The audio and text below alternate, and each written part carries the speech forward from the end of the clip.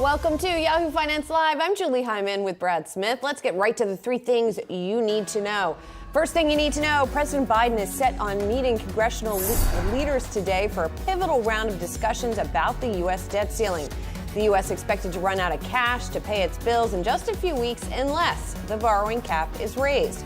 Today's meeting is not expected to finalize anything, but investors are hoping for more clarity, as Biden and Republicans have so far been unable to find common ground on the matter.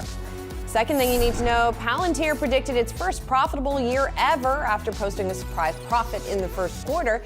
CEO Alex Karp said demand for the company's new AI platform is, quote, without precedent, but he did also warn about potential risks from new technologies. Palantir's overall revenue rose nearly 20% in the quarter, with both commercial and government units driving higher. The shares are surging in early trading.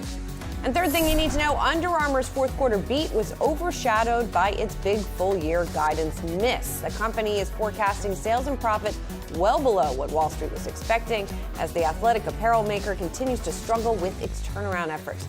Under Armour warned back in February that an inventory buildup would weigh on recovery, and the new CEO, Stephanie Linnart, said in a statement today that 2024 will be a year of building for the brand.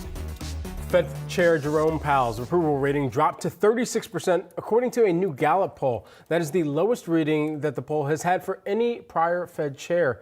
This low vote of confidence as the Fed continues to raise rates to battle high inflation amid the threat of recession and political wrangling over the debt ceiling. Let's bring in eToro global market strategist Ben Laidler to discuss. Ben, great to have you here with us this morning to really dive into first this poll and how much of this perhaps stems from what we had seen back in 2021 and the use of the word transitory for as long as we did see that, and now even into the Fed's decision and policy pathway that acknowledges that we may enter into a recession. Yeah, I'm not sure you would expect, Jay Powell to see this as a popularity contest, but, there's clearly a payback from 5% interest rates, but inflation is a tax on everybody. So I think give it some time. Let's get inflation down, and I think we may want to revisit those numbers. But I think it's a sign that the economy has barely slowed yet, and yet it will, because 5% interest rates is that medicine. We're seeing a tightening of bank lending standards and financial conditions, which is maybe just accelerating now with the regional bank scare, and now we have the sort of self-inflicted harm coming our way from the debt ceiling. I think all that's just going to combine and accelerate the slowdown that we've been sort of crying wolf on for a very long time, but I think it may finally be coming. Well, I mean, I guess to your point about, that it's not a popularity contest, the Gallup also surveyed how people felt about the president, how they felt about Janet Yellen, not feeling good about any of it, with the feeling that the economy is not heading in the right direction. So how much does that matter? In other words, how much does sentiment matter in terms of the feedback loop to how the economy ends up doing? Yeah, I think a lot, right? The consumer is 2/3 of the economy. It's been the relative surprise so far. I mean, we're just coming off a first quarter where consumption grew over sort of 3.5%. The reason we're not in recession right now is because the consumer has hung on in there. And again, I don't think we should be sort of naive about that or complacent about that. That is absolutely time limited. We may be buying ourselves a little bit more time, but that slowdown is coming. Those interest rates will bite. Those consumer savings will be sort of burnt through. And I think you scratch the surface of what's going on in the consumer. And I think that's, that's plain for many to see. What does that mean for a recovery on the other side? How long, how protracted? I mean, of course, we haven't even really gotten into the depths of what many bank CEOs, many economists have called for in a mild recession. But now, even if we were to think about what that pathway to recovery would look like, how long could that look like? So I think there's a big difference between the stock market and the economy. We're hopefully going to have our sort of 10th decline in inflation, report, tomorrow. So I think, the longer the economy can hang in there whilst inflation just sort of drifts lower, I think that just buys us, a little bit more time. But, the labor market does need to sort of loosen up. These sort of stickier bits of inflation need to sort of fall. But crucially, I do think the stock market will look through that. The stock market is not the economy. The economy is full of sort of small caps and commodities, which are very underrepresented in the stock market. The stock market is full of things like tech and healthcare, which are much more sensitive to lower inflation and I would argue lower interest rates than maybe they are to the economy. So I think everything's been accelerated by the bank scare, by the debt ceiling. I think the slowdown is now finally coming. I think that will pull inflation down with it. That will pull forward the interest rate cuts. And so I think we're definitely going to get more volatility. The VIX below 20, I just think is unsustainably low. But I think for stock market investors, I think ultimately it's good news. Ben, our Jen Schomburger sat down yesterday for an exclusive interview with Chicago Fed President Austin Goolsbee. And the loan officer survey, which came out at 2 p.m., sort of loomed large, right, and showed that there is a slowdown. Let's listen to what he said about the coming credit crunch. Well, I'm certainly getting vibes, as you are, in the market and in the business context that the credit crunch, or at least a credit squeeze, is beginning. I think you have to say that recession is a possibility. You got a lot of major forecasters forecasting a mild recession already for the second half of the year. So I think that's got to be on everyone's mind. And in a way, you do not land the plane nose down. You don't land the plane nose down. Are we in danger of landing the plane nose down, though, Ben? And what does that mean for investors? What did you see in that credit survey as well, the loan officer survey, that maybe gave you pause? Yeah, banks are tightening financial conditions. That's going to do some of the Fed's job for it. If they weren't doing it, we were probably just going to have to see more Fed hikes. So I think this is all part of the same mix. I mean, we've got the lagged effect of these 5% interest rates, which, remember, we only started raising a little over a year ago, so we've still got most of the impact of that to come. Now we've got tightening financial conditions led by the regionals, which is going to be particularly hard hit by small caps and by commercial real estate, who are the big lenders from or the big borrowers from the regional banks. And again, now we have this sort of self-inflicted harm from the debt ceiling, which yes, it's going to get resolved, but it's, raising uncertainty right now. And the way it gets resolved is probably less government spending in the future, which again will just contribute to this slowdown. Less government spending, less business spending, less bank lending, perhaps. Ben, I want to turn to the earnings season because corporate results have mostly outpaced expectations. They typically do, though. Some strategists are saying a healing process is happening, and that's what I wrote about in today's morning brief. Because at the beginning of the season, going into the season, Ben, there was definitely some negative sentiment, right? A lot of pessimism here. And it hasn't been as bad. It usually isn't as bad. This S&P 500 hasn't moved that much during earnings season overall thus far. You say these positive earnings surprises are a bit of a head fake. Explain to us what you mean. Well, we're playing the normal game, right? Of slashing earnings expectations into the quarter, and then we sort of jump over or hop over the sort of lowered bar. So we play this game every quarter. This is sort of, maybe slightly bigger than normal, but, but that's one. But two, you look at where the growth has come from this quarter, right? It's come from consumer discretionary. It's come from industrials. It's come from the most economically sensitive bits of the market. You might look at that and say, oh, wow, these stocks are doing great. Let's go and buy them. I think that's absolutely the wrong message. I think this is maybe the last hurrah. If, you believe, as I do, that the economy is now about to really slow, those are the sort of economically sensitive segments of the market, which I think are going to be where that slowdown is going to be most keenly felt. And what you should be looking at is actually the places where growth is already slow, where expectations are already particularly low. And that's been healthcare, that's been tech. These are the places with the high margins, the fortress balance sheets, and where the sort of, if you like, the hit to earnings has already been taken. That's where I will be looking to, stay invested, but to reduce some risk into the slowdown that I think is coming. Ben, how should investors kind of parse through what they've heard over the course of this earnings season from companies who have signaled a year of efficiency or a year of kind of conscious cost reductions or spending even, or like we heard from Under Armour today, a year of rebuilding? When they hear things like that on earnings calls or in earnings reports, what action should they take as investors to really evaluate what this means for the long term of some of those companies?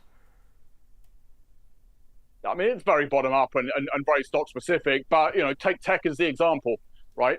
The market is giving tech a free pass here on the cost cutting, on the sort of those re-engineering initiatives, because They're doing it from a position of relative strength with fortress balance sheets and very high profit margins and underlying sort of secular growth. And, having lived through the sort of pandemic boom and the hiring extravaganza, they have the fat to cut. So that, I think, is a good story. I think there are, other segments out there which maybe are, structurally more challenged, where, the levers to be pulled are less obvious and more difficult. Ben, great to have you here with us this morning. A lot to track as we're about 20 minutes away from the opening bell. eToro Global Market Strategist Ben Laidler, thanks so much for joining us this morning. All right, guys, switching gears here. Shares of Under Armour are sinking this morning after the retailer gave annual sales and profit guidance that was lower than expectations as inflation and lower demand impacted the quarter. Despite strong footwear sales, which jumped over 27% year over year, the retailer's inventory, that was still up 44%. We'll discuss what this means for the future of Under Armour later on in the show. Well, Swiss pharma giant Novartis beat analyst estimates in late April, delivering strong sales growth, margin expansion, and also raised its full-year guidance. The company also announced plans to cut its experimental drug pipeline by roughly 10% and is focusing efforts on fighting cancer in particular. Here to discuss is Vas Narasimhan, who is Novartis CEO, joined by Yahoo Finance's Anjali Kamlani as well. Vas, it's great to see you in person here in New York. It's great to see you as well, Julie. Great to be here. Thanks for being here.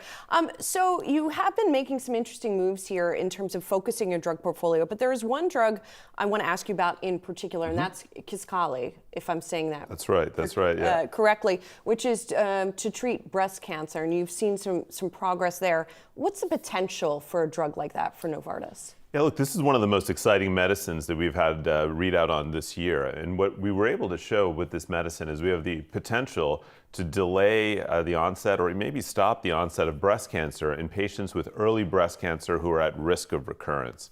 And this is really important because this is the largest segment within the breast cancer market, most importantly for these patients. And it gives us an opportunity to take a multi-billion-dollar medicine outlook today for Kisqali and add another multi-billion-dollar indication on top. And that really helps us underpin this midterm growth guidance we've given of 4% growth and 40% core margin. So Kisqali will be one pillar, and we have some other drug readouts I'm sure we'll talk about, but I think it really just shows that innovation engine is really starting to hit for us. First of all, I had to throw that in there. Let's talk about your company pipeline. I know that you pulled back. You're starting to focus on 5 core areas. And I feel like this is part of a trend we're seeing in pharma right now, which is looking at being more efficient. You're seeing spin-offs of generics, which Novartis is doing, and then spin-offs of consumer health as well. Talk to me about why this is happening right now. When you think about the strategy in a big pharma company like ours, as the science moves as fast as it's moving, with all of the new technologies like cell and gene therapies or RNA technologies or areas that we're in like radioligand therapy, you have to ask yourself, can you allocate capital to be a leader in these high-tech areas while also holding very different businesses?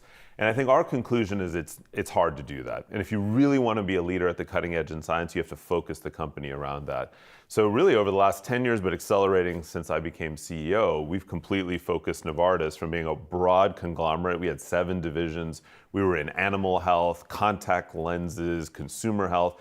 And now we're just focusing on high-end innovative medicines. Our goal is to regularly develop them, launch them well, and then hopefully get them to countries, patients all around the world. We market these drugs in over 100 countries. But I think it's that science that's driving the focus. And then it's even hard within the world of pharmaceuticals. You have to focus on a few therapeutic areas. Hard to be good at everything from women's health to cancer to cardiovascular disease. So we've picked 5 and we're really focusing down, and that's why we trimmed the pipeline. How has that changed how you earmark capital for everything from research and development all the way into where you might look to acquire in the future too? Yeah, absolutely. I mean, when you think of just a few years ago when I started in this role, we had to allocate capital into everything from consumer health to eye care lenses and devices alongside pharmaceuticals. Now we focus all of the company's capital in building a leading pipeline and building that business. And from a BD&L M&A standpoint, it also allows us to focus primarily on bolt-on biotechs, and that's where we've been active. Over the years, every year or two, we've done a couple of these acquisitions. And of course, we're looking now, you've probably talked on the show, I'm sure the XBI is at a really periodic low. So there's a lot of interesting companies, but the key is, does the science support the valuation? And if that science supports the valuation, we're certainly willing to make the acquisition. And as you said, you're seeing maybe some cheap stuff out there to add in those 5 focus areas that you spoke about. When you look at the science that's out there right now, where do you think there is the most excitement? Where are we? I mean, obviously, all the excitement over the past couple of years has been over mRNA and vaccines, et cetera. Sure. What's happening in your focus areas that you're really excited about? I think a couple of things. One, we continue to be excited on what we call these next technology platforms, advanced technology platforms. We believe we're the world leader in cell and gene therapies. So certainly our acquisition of IXIC a few years ago, a drug called Zolgensma, has been really pivotal in our building cell and gene therapies. We're a leader in RNA therapeutics, and so we think RNA therapeutics will continue to be a really important part of the market. And then looking forward, we have this whole new area of cancer that we're pioneering called radioligand therapy. We have a great new prostate cancer drug, Pluvicto, which has had so much demand, we just can't keep up with the demand for the medicine. So I think continuing to build out in these technology areas is a big focus for us on our BD&L and M&A. And then more broadly, it's interesting. Cancer is the hottest area still. You see the most biotechs in cancer, but it's also the hardest area. I think where investors always have to remember is that it has the lowest success rate of any therapeutic area. So when you bring a cancer drug into phase 1, it has the lowest success rate versus any other therapeutic area that you bring a medicine forward. So you have to make the bets, but you also have to be aware that it probably won't work. Speaking of that, getting to this, more focused pipeline, you also sit on the chair of Pharma, and so looking at it from the broader perspective, industry perspective, you have got the Inflation Reduction Act and the pressure that it's putting on the industry. Also in the EU, the new patent proposal. So there's a lot going on. How much of an impact is that all having? I think it's going to shape how we make investment decisions in the future if we don't fix some of the policy problems I think the IRA created. The biggest issue in our mind, and I think the industry overall, is the distortion created by having biologics protected from price setting for 13 years, but small molecule drugs, so pills and other drugs which are much simpler to make, only protected for 9. And what that's going to do over time is shift capital away from these medicines. Now, there's important things to note about that. There are many diseases you can only treat with small molecule drugs. Second, many of the things that we're most excited about, like Kisqali, cancer drugs, you need more than 9 years to actually be able to take that medicine and study it in all of the patient populations that are going to benefit.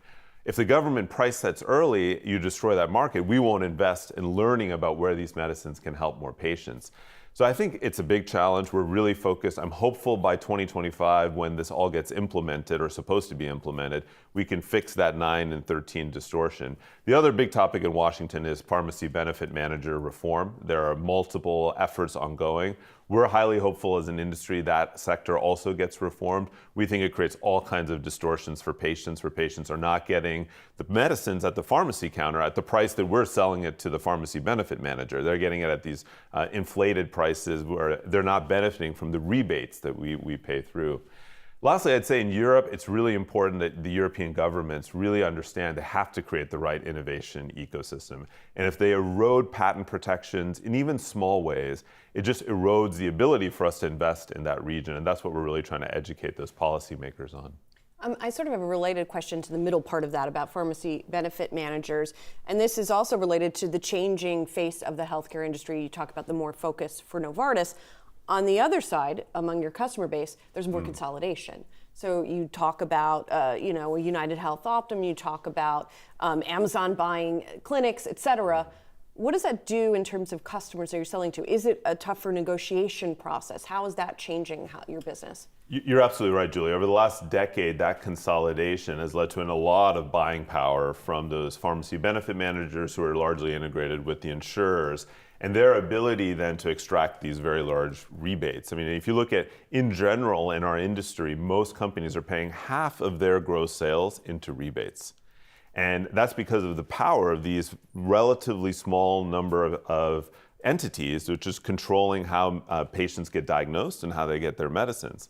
So it's a concern, and I think the real question that I'm hoping Congress will tackle is to take that money and give it to patients or give it to plans and not have it only be driving up the profits of those organizations.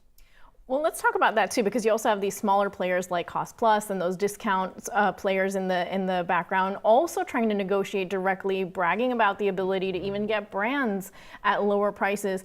What is the whole market looking like right now, in terms of these new players and the actual impact they can have for customers? I think it's really good that all this innovation is happening, which I would say, broadly speaking, is trying to bring more transparency into the system. So patients can understand where can they get their prescription filled in the most cost-effective way, which actually, from our perspective, makes total sense, because our goal is that patients fill their prescriptions, and all of the barriers that are created, whether it's copays, whether it's step edits, all of the things that I won't bore you with all of the ways the lingo, but I mean, this creates a real barrier. I mean, we know that less than half of patients really fill their prescriptions on an ongoing basis because of all of these barriers. So I'm hopeful these startups can help, and can help us improve how the whole system works. The biggest challenge for them is they've got to get to scale. Back to Julie's point, I mean, the other players are so big that you'll easily get squeezed out of the market if you don't get to scale quickly. And, we talked about this a little bit back in January when we spoke at Davos about recession and the effect or not on a company like Novartis, because many of your medicines are necessary for people to have. But what you just said points to the idea that even if they are necessary, some people are not filling their prescriptions. They're not paying their copays, or if they don't have insurance, they're not, spending on those. So what are you seeing in your customer base that reflects that? Yeah, so first I always think of our Davos meeting, because you took a picture of my shoe, I think, didn't you? Yes, I did. I remember taking pictures of people's shoes, yes. It's very memorable. I get to do a lot of interviews, but I remembered the Yahoo one. I think on this point, the key is that we have to increase affordability at the pharmacy counter. And I actually do think one of the positives of the IRA legislation we discussed earlier is that we have copays capped now. And when that gets implemented in 2025, it's going to be really interesting to see when Medicare patients have their copays capped at $2,000 a year. Now do we see prescriptions getting filled? Because they should. I mean, they should be getting filled if that's the barrier. And that's going to lead to a big shift. I mean, we're hopeful that means in areas like heart disease and cancer and immunology disease, that people will then get on their medicines and stay on our medicines over time. So that'll be a really, really big positive. Because I think what happens is once you hit the current system, once you get past a first certain point, the out-of-pocket costs are just simply too high. So that's going to be a really important moment in our industry when that happens. All right, well, we'll keep in touch then. Voss, I won't be taking pictures of your shoes All this right. time. It's a little different. We're not out on the icy tundra like we were there. Voss Narasimhan, Novartis CEO, and our Angelique Hamlani. Thanks so much. Great to see you in great person to see you all. once Thank again. you all. All right, coming up, Palantir is bragging about demand for its new AI tools. The company's saying it has just one goal: take the whole AI market. Shares are loving the flex, up double digits right now, 19%. We'll have more details next.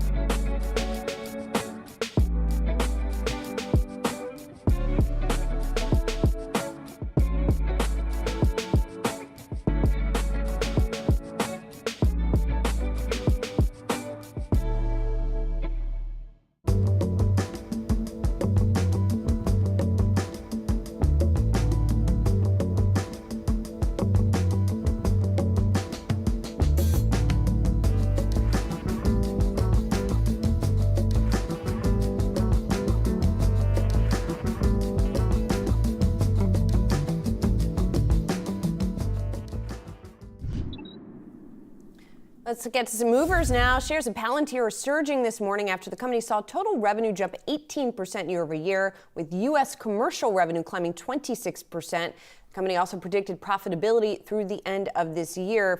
That would be its first full year of profitability ever. This is after it reported a surprise profit in this past quarter here. So that's part of the enthusiasm. And then the other enthusiasm, it's about AI, as you might expect. Yeah. I liked some of the quotes from Alex Karp, the CEO here, talking about there's an AI platform that they're rolling out that they've already gotten a lot of orders for and a lot of demand for. He said it was without precedent, but he also warned that there are risks. Yeah. And I love this line: the machine must remain subordinate to its creator, which sounds very dystopian, doesn't it? Yeah. Oh, I mean, my goodness, that's enough to raise your hairs on your arms. The depth of engagement with and demand for their new artificial intelligence platform, AIP, is without precedent, they said, and Alex Karp offered in the statements for this earnings period. What's also notable is across every single line of business, they saw really two main line of businesses here: commercial and government. Commercial grew 15% year over year. Government grew 20% year over year. So net total revenue up by about 18%. There you're taking a look at the revenue growth by category there. And here's what's also noteworthy for them. The customer count grew by 41% year over year and then 7% quarter over quarter. So you think about which customers they go out to. This is also a business that deals with some highly kind of classified government contracts as well here. So that is considerable. It's the amount of new areas that they can go into, but also for the commercial sector, U.S. commercial customer count, that increased 50% year over year here. So no doubt, a lot of that adding to some of the margins, adding to the profitability forecasts that they've been comfortable putting forward. Yeah, and so all of this AI would help in theory with sort of military data analysis. They also apparently provide AI computing, edge computing, which means sort of in devices out in the field. A drone, for example, would have some of those abilities, I guess. So kind of interesting here. That they're talking about all this stuff. I mean, it is amazing. I mean, I guess these companies were talking about all of this AI stuff to some extent before. Right. We just weren't paying as much attention. And we, meaning we the media, we investors, had not seized in it to such a degree because ChatGPT, it feels like, sort of unlocked the tangible potential of some of these technologies. Yeah, and there's an investment curve too that takes place for all of these companies where in a down period, they won't be investing as heavily in some of the more seen as cutting edge or even kind of more futuristic technology. However, for those that are able to continue to invest at a time where everybody's talking about it in every single earnings report that we've heard in some facet or another, whether you're Coke or whether you're Microsoft, and generative AI comes up in some facet, for Palantir, it makes sense because they have done that work to continue to invest in it and develop and layer that in to their applications that they can then sell as service to some of the customer entities out there, whether in government or in kind of a core customer fashion there. So the investment strategy is noteworthy, especially during the lull in mentions, at least, of AI. Yeah, most definitely. So we're setting up for the opening bell here this morning, and I think that loan officer survey, even though it largely is expected and came out yesterday, is still on investors' minds here. Confirmation of what many investors have been suspecting, that we are seeing credit conditions tightening here, and that lending is going to be going down, and we're going to see some weight on the economy as a result of all of this. So that's something that investors are very much thinking about right now. Let's get a check on the markets now, sponsored by Flex Shares, and we've got a little bit of a downdraft in the markets here. We're not seeing a huge sell-off in stocks, but certainly some of the individual movers are also weighing on matters here this morning. The Dow opening up down about 0.2%. The S&P down about 0.4%. I think we're still looking at, there we go. There we got the Nasdaq opening up and down about 0.5% as well. So that sort of sideways movement overall, or maybe round trip movement during earnings season. Now we're seeing it settle into a little bit of a groove lower over the past couple of days. Yeah, and was really trying to pull up a chart that would kind of give us a look at that groove or move lower here. Dow Jones Industrial Average over the past 5 days actually, down by about 0.4%, 0.2% lower as you mentioned out of the gate this morning. The Nasdaq Composite though here still holding on to some gains over the past 5 days. If you kind of look at this on the week basis, of course we're here on Tuesday and ultimately right now down by about 0.3% over the past 2 days. Nasdaq Composite, you're seeing that lower by about 0.5% for the tech-heavy average, and the S&P 500 past 2 days or over the course of this week at least, you're seeing that down by about 0.4% and about the same on a percentage basis here this morning. Let's take a look at the 11 sectors of the aforementioned S&P 500. Wow, okay, all right, they're all in the red. Energy is the worst of the performers, while financials were a second ago here, but both of those down by about 0.8% here, so we'll continue to watch both of those. But all 11 S&P 500 sectors in negative territory here. Do not adjust your screens at home here. Let's take a look at the Nasdaq 100 for the tech-heavy average. Some of those mega-cap tech stocks also in the red. Fractional moves lower. Google, though, bucking the trend here, saying, hey, we could do a little something in this environment. It's up by about 1.1% here this morning. And then just taking a look at the rest of the Nasdaq 100, largely in the red. Lucid and PayPal, which we'll get to right now. Pulling up the caboose. We are gonna, but can I get you to call up regional banks again, Yeah, sure. like I keep asking you to do when we did yesterday? I'm just curious what they're doing today. Up, back, down once again after we saw that rebound yesterday. It is not continuing. PacWest down. Looks like it's about 6%. Yep. Western Alliance also, you're seeing that down by about 5% this morning. Yeah, so the momentum did not continue.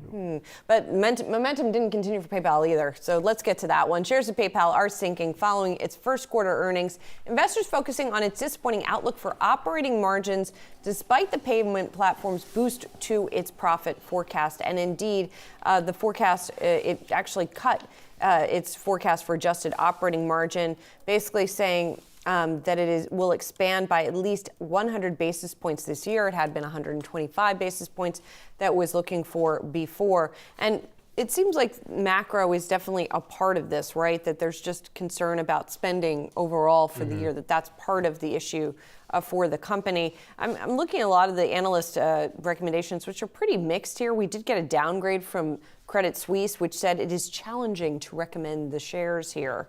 So that it's going to be challenging this year. Yeah, and as a reminder to everyone tracking PYPL, this is the beginning of the end, at least for Dan Schulman. He'll be done at the end of this year.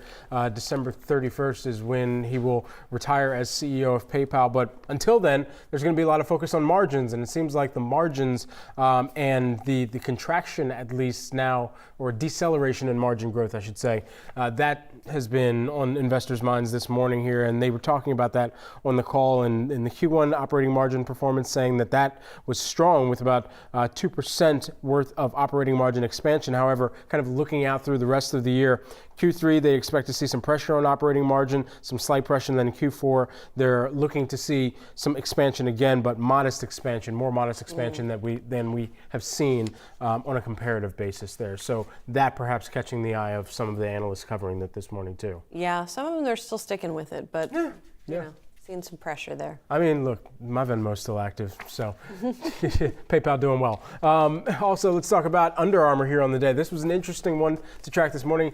Shares of Under Armour sinking after demand took a hit from higher inflation, sending the retailer's annual sales forecast and profit outlook below expectations here. Shares are down by about 8%. And one thing stuck out to me, and I would have loved to listen in on this earnings call just to see the tone that was struck here, but one thing really stuck out, which was in the early comment that they provided and saying essentially that this is going to be a year of rebuilding, essentially. Yeah. And that is a theme that we've heard from some of the other tech companies, a year of efficiency. The only reason why I would say that this strikes me a little bit more in this kind of year of rebuilding and positioning for the brand here is because as we've just gotten through some of the NFL draft for the sports fans out there, and Under Armour's got quite a few sports fans that they are trying to market into.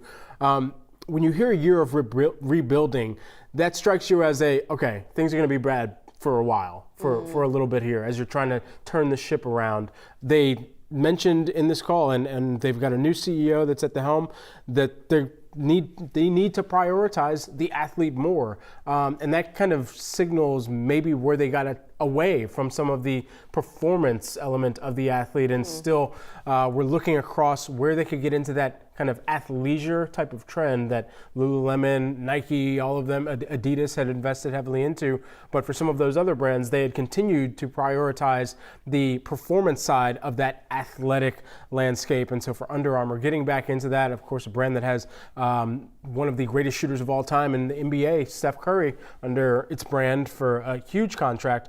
It'll be interesting to see where they kind of leverage some of those insights from the athletes to build out on that next leg of growth. I mean, the bottom line here is they're not selling enough stuff. Yeah. That's the bottom line. And they have too much inventory on hand. They're going to have to keep marking stuff down in order to clear that inventory. It's not a good position to be in. No. For whatever reason, whether it's the athletes, blah, blah, blah, that's the bottom line. And that's the crux of, or one of their big problems, I would say. Facts. Guys, homes are not for sale, quiet quits.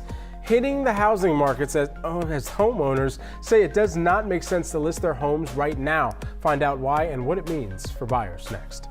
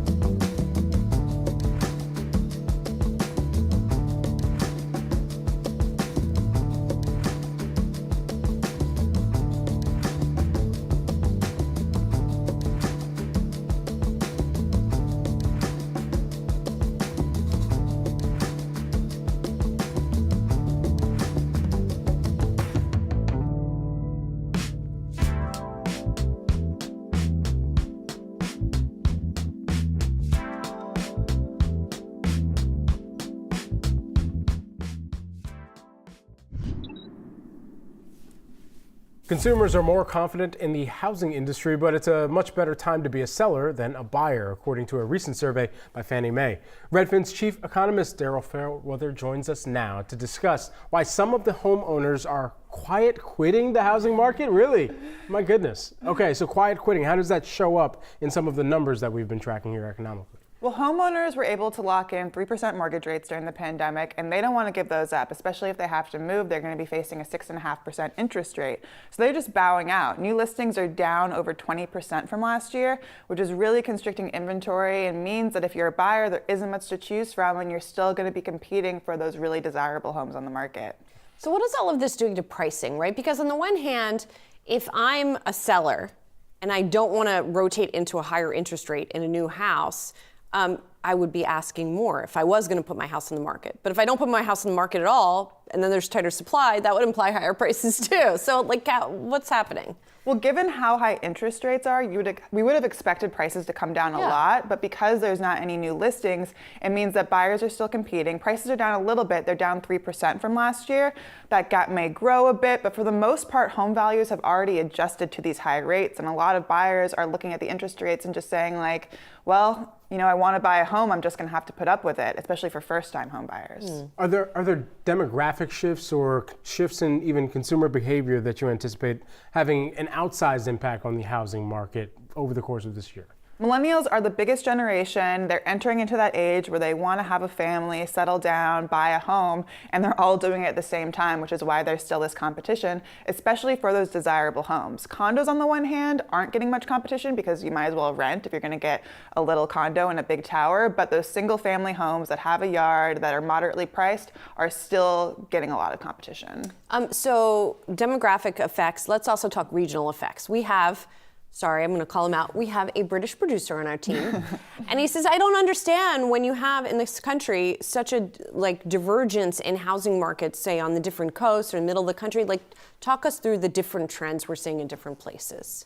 The West Coast is being hit hard by these mortgage rates because homes are so expensive. So when you're looking at $1 million plus home, a 6.5% mortgage rate adds up to potentially $1,000 extra a month. A lot of buyers just don't want to stomach that, and they're still moving. They're still leaving these expensive coastal areas for the center of the country, for those more affordable markets. The Northeast and the Midwest have been really stable through the pandemic, and so they're still stable now. And then Florida was on fire during the pandemic and continues to go up in price. People still want to move to Florida.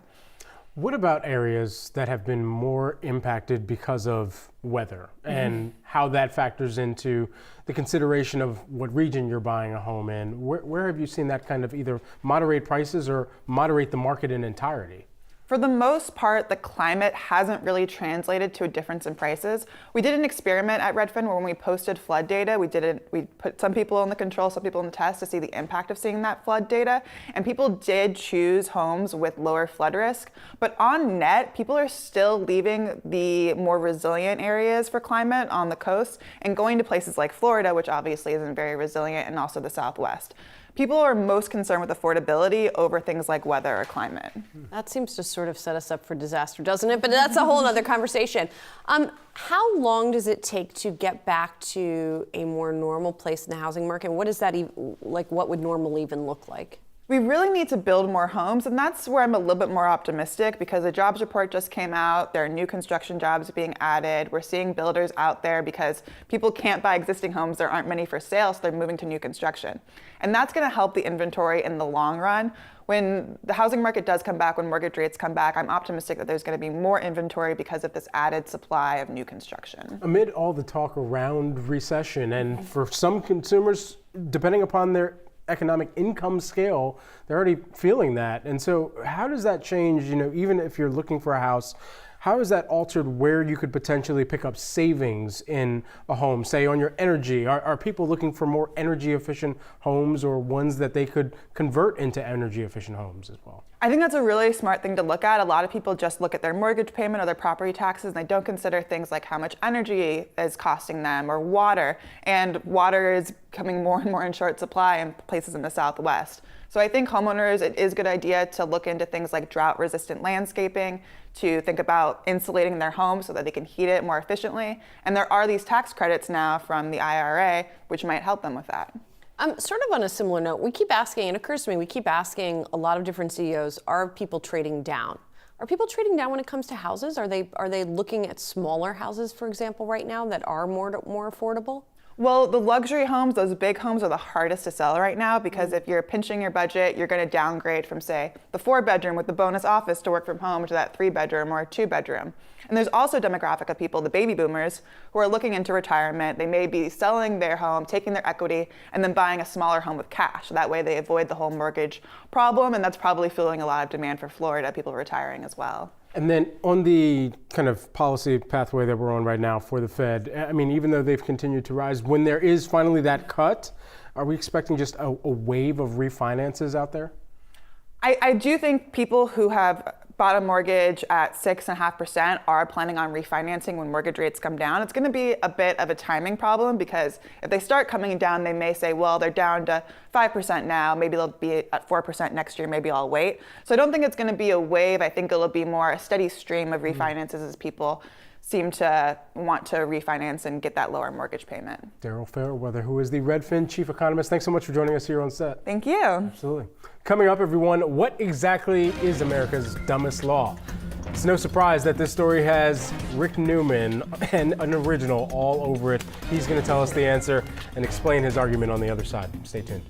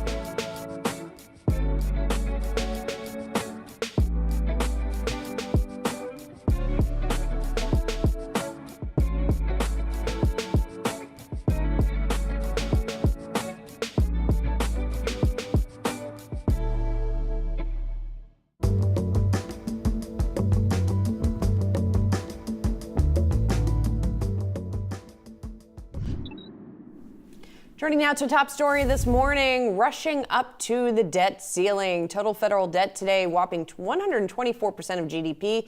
That's $31 trillion, with big stimulus bills from previous administrations adding to that total.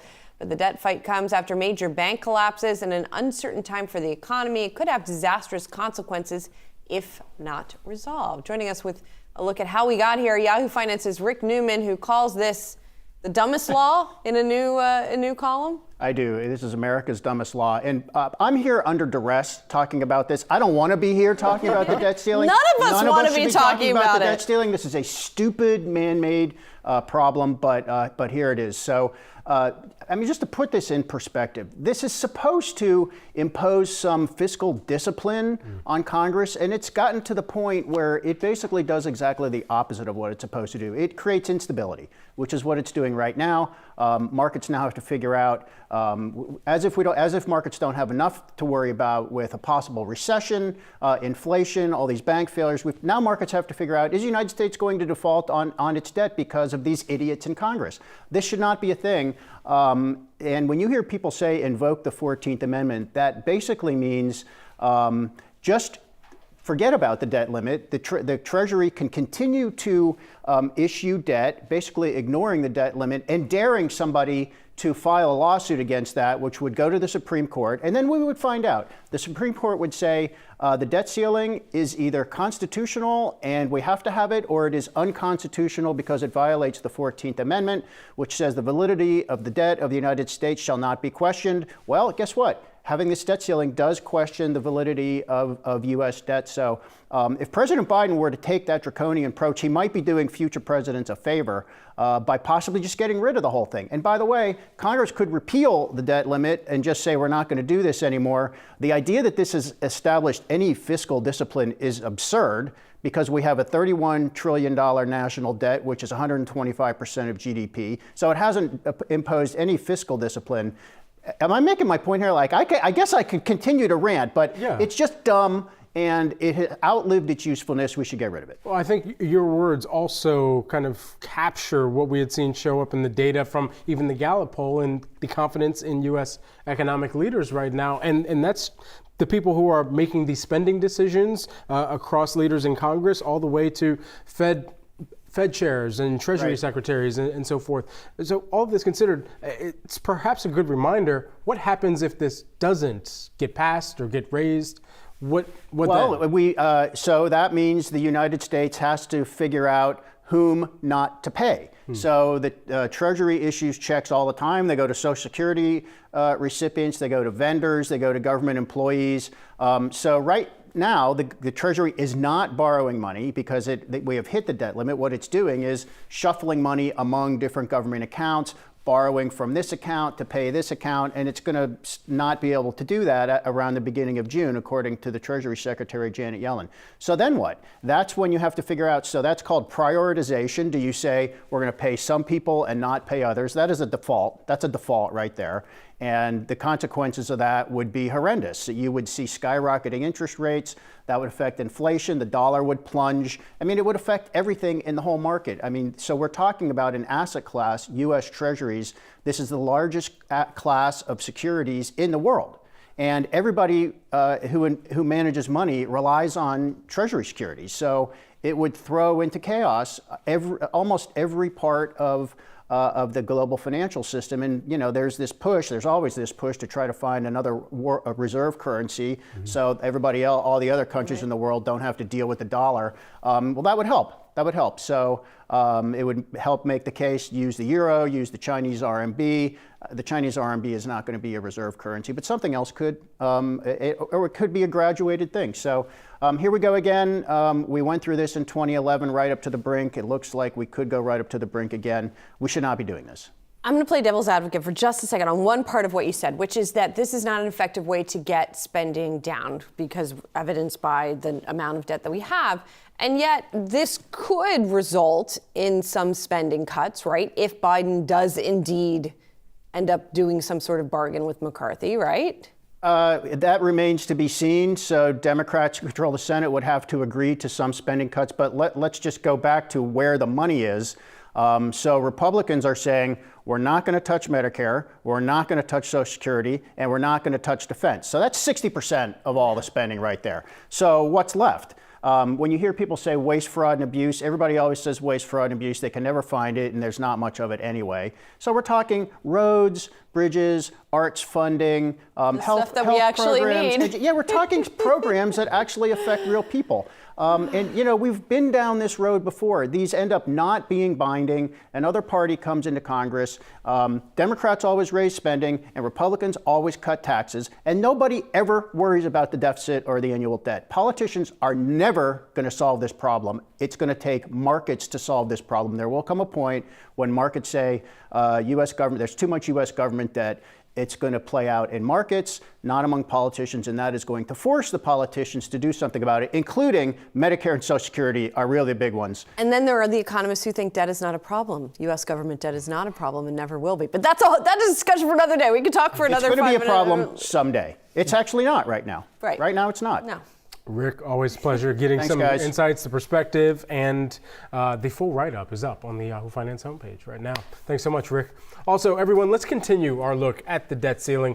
with a view of what the market experts are anticipating. Chicago Fed President Austin Goolsbee says the timing couldn't be worse. Here's what he had to say. This whole, I don't even know what we would call it, the argument about the debt ceiling comes at the worst possible time, where we're trying to figure out what is a very strange business cycle coming out of the pandemic, weighing off against the tightening that's coming from these bank failures and uncertainty.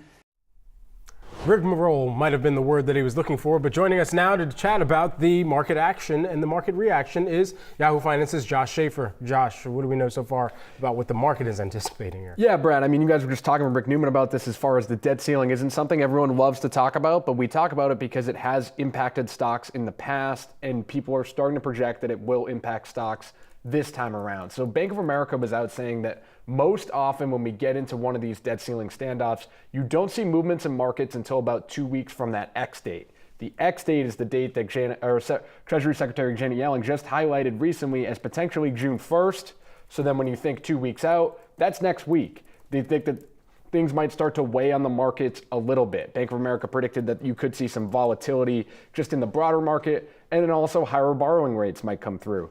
Now, something that's interesting to point out when we think about this version of the debt ceiling crisis is basically people are comparing it to 2011 a lot. And when you take a look at 2011 and what happened to the S&P 500 in 2011, the story is similar for the start of 2023. So in 2011, we had a rally to start the year. Then the debt ceiling drama starts. And what happened to the S&P 500 in 2011? All those gains were erased. Not only were all those gains erased, look at that, the market was down more than 10% at one point. And so the fear is if this were to get extended out into the summer, and if there was more long-term concerns, we could see the market go down a bit. Evercore ISI specifically highlighting they think the S&P 500 might test 3,800 again before this gets resolved. That's about a 10%, between 5 to 10% decline of the S&P 500 from where we stand right now, and would probably erase those gains. Wow. Yeah, so that really puts a fine point on why this is important. Right. It matters to your portfolio, at least in the short term, most likely. Yeah, definitely. All right, thanks, Josh. Appreciate it. Coming up, what's up, what's down, what's trending? We're going to tell you the biggest movers in this morning's session on the other side.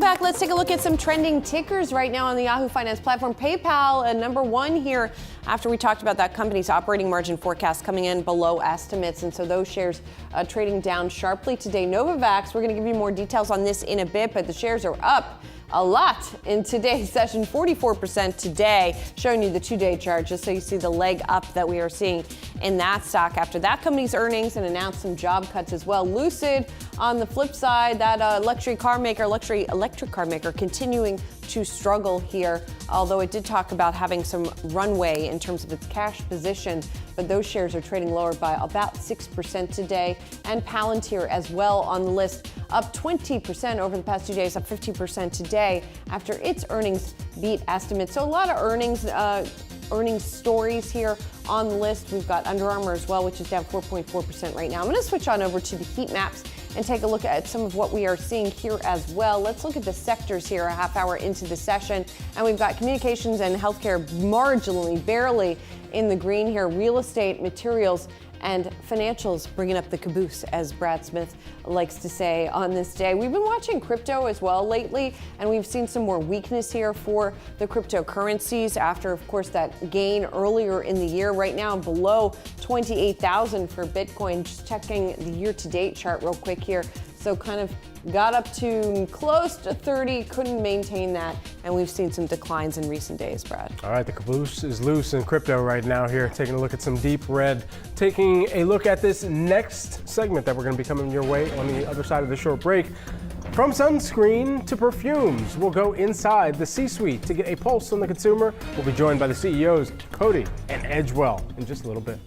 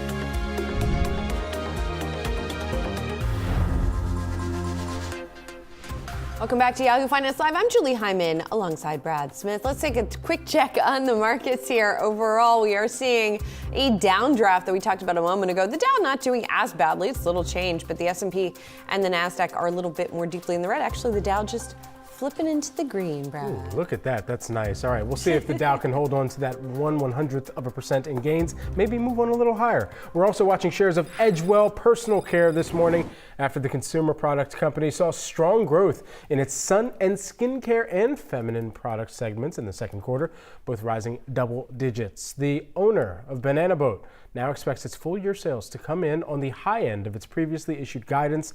Dan Sullivan, Edgewell Personal Care CFO, joins us now. Dan, great to have you here with us today, and thanks for taking some of the time off the back of this earnings report here. If there's anything that you would kind of point to over the course of this past quarter and even going into the guidance here as a catalyst that you expect to kind of continue to ring true for Edgewell, what would that be from what you're seeing from the consumer? Yeah, look, we're super pleased, obviously, with the quarter, Brad. We executed really well on shelf and retail. I think what you're seeing, and underpinning not just this quarter, but in fact 8 straight quarters now of growth, is stronger brands. We have a much healthier portfolio of brands based on the work we've done in re-architecting brands, digitally executing better, but also through acquisition. So that's one. I think our innovation platform is much better than it's been. It's much more based on consumer insights.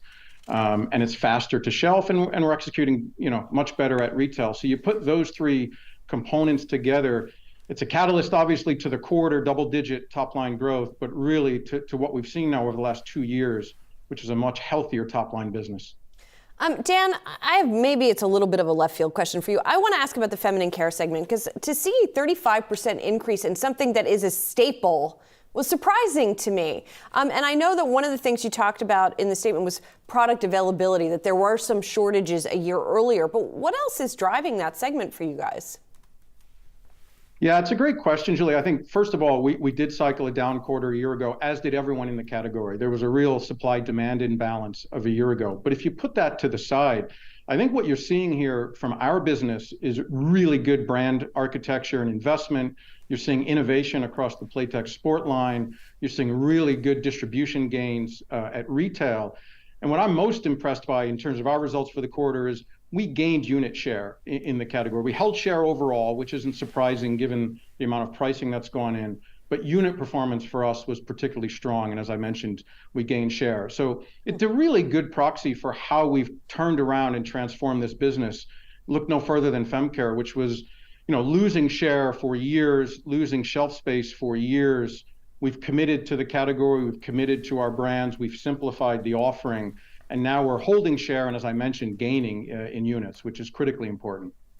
Dan, I want to talk about the beard movement for a hot second here, because, that's going to no doubt hit on some of the razor sales, perhaps, but maybe there are other grooming products that you lean into within that. It has kind of the changing consumer preferences led to a material difference in where you're investing in the company, where you're even identifying acquisitions that you'd like to make in the future? Yeah, for sure. Core to our strategy is increasing our penetration in higher growth categories, grooming being one of those, sun care being another. We spent the better part of the last 2 years essentially diversifying ourselves out of wet shave here in the US. Just to give an example, the branded men's shave business in the US is only about 4% of our business, so quite small. Through acquisition, namely the Cremo brand and most recently the Billy brand, we have acquired brands that can move outside of shave and into adjacent categories and take advantage of real interesting consumer trends around grooming and full body care. So I think the short answer is yes, we are becoming less and less of a shave-reliant business, particularly here in the US. Let's talk pricing for a moment, right? Because this is a hot topic of discussion among all consumer-facing companies right now. Are you seeing any pushback against higher pricing? First of all, I guess I should ask, are your pricing increases sort of across the board? And are you seeing any kind of pushback or trade down effects anywhere? Yes, our pricing has been pretty broad, both here in the US and internationally. We've taken price somewhere in the neighborhood of mid to high single digits. All of that pricing is now in the market and on shelf. We haven't actually seen the consumer trading down. We haven't seen any signs of weakening there. In fact, we see so far a very resilient consumer. And so the pricing that we've put in has largely stuck, as it has across most of the categories, and we haven't seen behavioral shift. Now, we do anticipate in the back half of the year, as we enter the back half of our fiscal, Likely some increased promotion. There's some of that which is seasonal in nature anyway, but so far the consumer remains quite healthy and very resilient. And sort of on a related note, to sort of pivot back to femcare for a moment, I want to ask about something that's sometimes referred to as the pink tax, which kind of can refer to a couple of different things. It can refer to an actual tax that is on some feminine products, but it's also sort of more broadly referred to as sometimes pricing discrepancies between similar products for men and for women, razors, for example. How do you guys think about that? Is that something you think about, and do you address it in the pricing for your products? Yeah, I think certainly there are elements of it that are real, and there are elements of it that are perception, which unfortunately make it real, right? And so it's certainly something we think about. If you look at what the Billy brand has done, it has built a fantastic brand equity, true loyalty among consumer, largely by playing into not only the fact that it's a beautiful brand for women, but also that it is a brand that rebuffs the so-called pink tax. It came into the category at a lower price point, and yet at a high quality, unlike other disruptor brands in the shave space. We know that because we're its supplier before we acquired the brand. And so I think providing value and symmetry for female products, whether that be in femcare or obviously with the Billy brand and shave, is core to our strategy and does factor into how we price on shelf. Is there anything that you're seeing within the relationship between Edgewell and your wholesale partners where even in their kind of orders that are coming through right now are signaling that it's a consumer that is at least trying to shift their spend or where they are spending in advance of a recession? No, we have not seen that. Now, right now, we're in the middle of the sun care season. In fact, we've seen orders stronger than we had expected. I think retailers are thinking the other way, which is not wanting to get caught short in what looks to be a robust season. But if you look at the shave category, where we're the only major supplier who participates in the category at the branded level, at the private label level, and at the disposable level, we would have a clear line of sight if we were seeing any shift in retailer order patterns or wholesaler order patterns, and we just haven't seen that. Dan, thanks so much for catching up with us on your earnings day. Really appreciate it. Dan Sullivan, Edgewell Personal Care CFO. Well, let's take a look at one trending ticker that we are watching. We mentioned it earlier, Novavax shares skyrocketing some 48%. The company announced it would be cutting about 25% of its global workforce as the COVID-19 pandemic eases. The vaccine maker also saw positive results from its COVID-flu combination shot, and the market has been waiting, hotly anticipating those types of results and trying to figure out what the next chapter is going to be for Novavax. So it looks like there's some optimism coming back into the shares today. Coming up, higher prices are not stopping consumers from buying perfume. Coty shares getting a boost after the company raised its outlook, saying the demand for the beauty industry remains strong. We're going to be joined by the CEO next.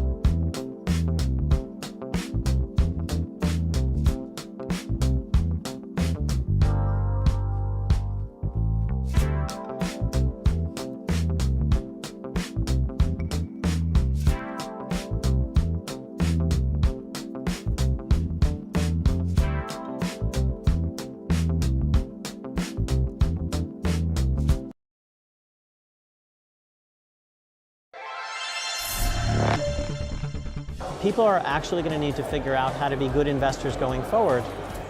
And we have not yet mentally adjusted. What happened over the last 10 years is abnormal.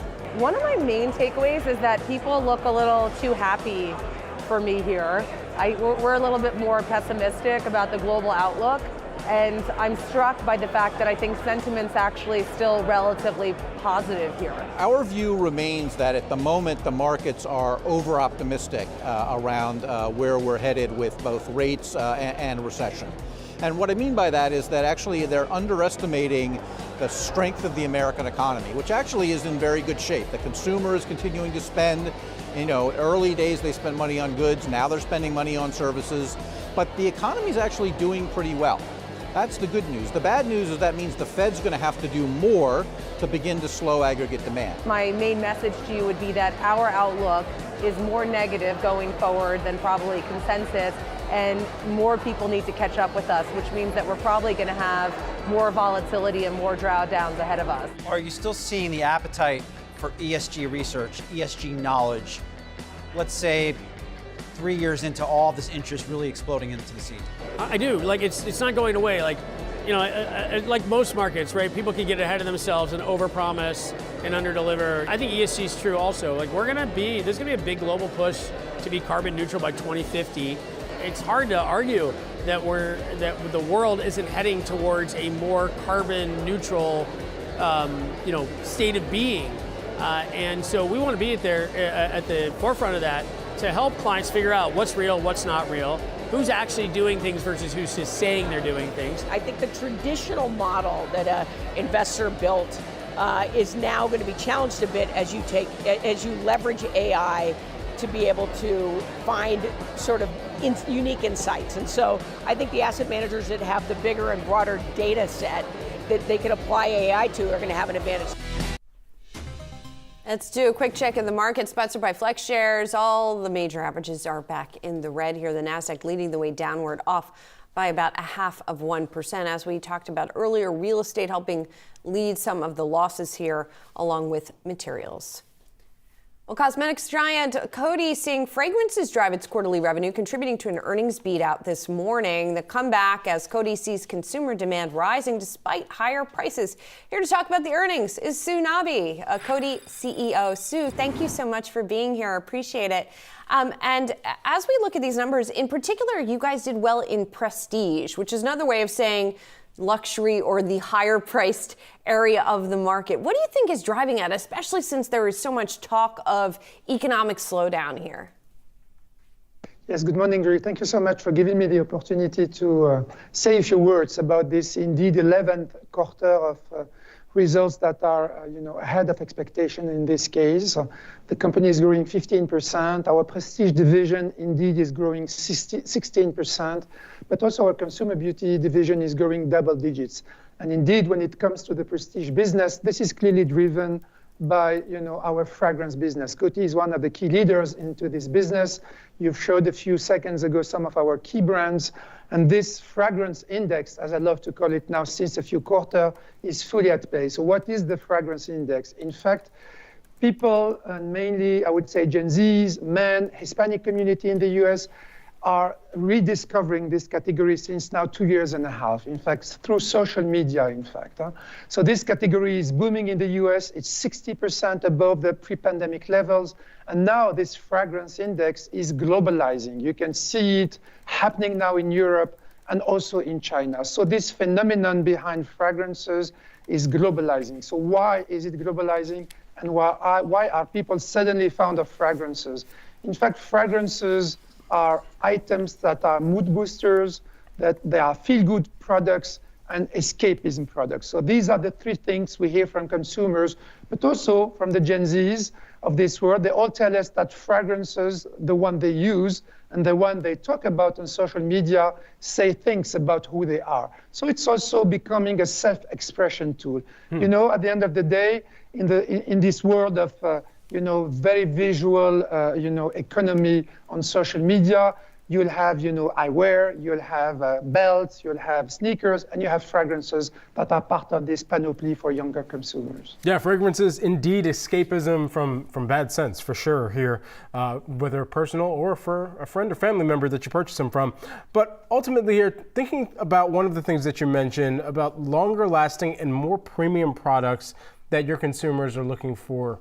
What does that ultimately mean for your business? If you're seeing a customer kind of have a longer time span that they're able to tap into that premium product, even if they are paying just a little bit more for that, that means that that's less frequent purchases or at least interactions with Coty. No, in fact, it's exactly the opposite that's happening. What we are seeing is that consumers are indeed shopping higher end, shopping, eau de parfum versus eau de toilette. Eau de parfum is the more concentrated version of eau de toilette. Recently, one of our latest launches, which is called Burberry Hero, the eau de parfum has been bigger than eau de toilette. Traditionally, pre-pandemic, eau de toilette was the big chunk of the business, and eau de parfum was the small complement. In this case, it's exactly the opposite that's happening. And in fact, what consumers are doing, they're spraying more, especially Gen Z, who use fragrances not on their skins. They use fragrances on their clothes and outfits. So they spray much more, and it's shortening the lifespan of the use of the product. So that's what explains, in fact, this boom, both in volume and in value behind this market. So what does all of this say about the health of your consumer? Is it that we've sort of seen that there's something special about makeup and personal care, and now as we see fragrance as well.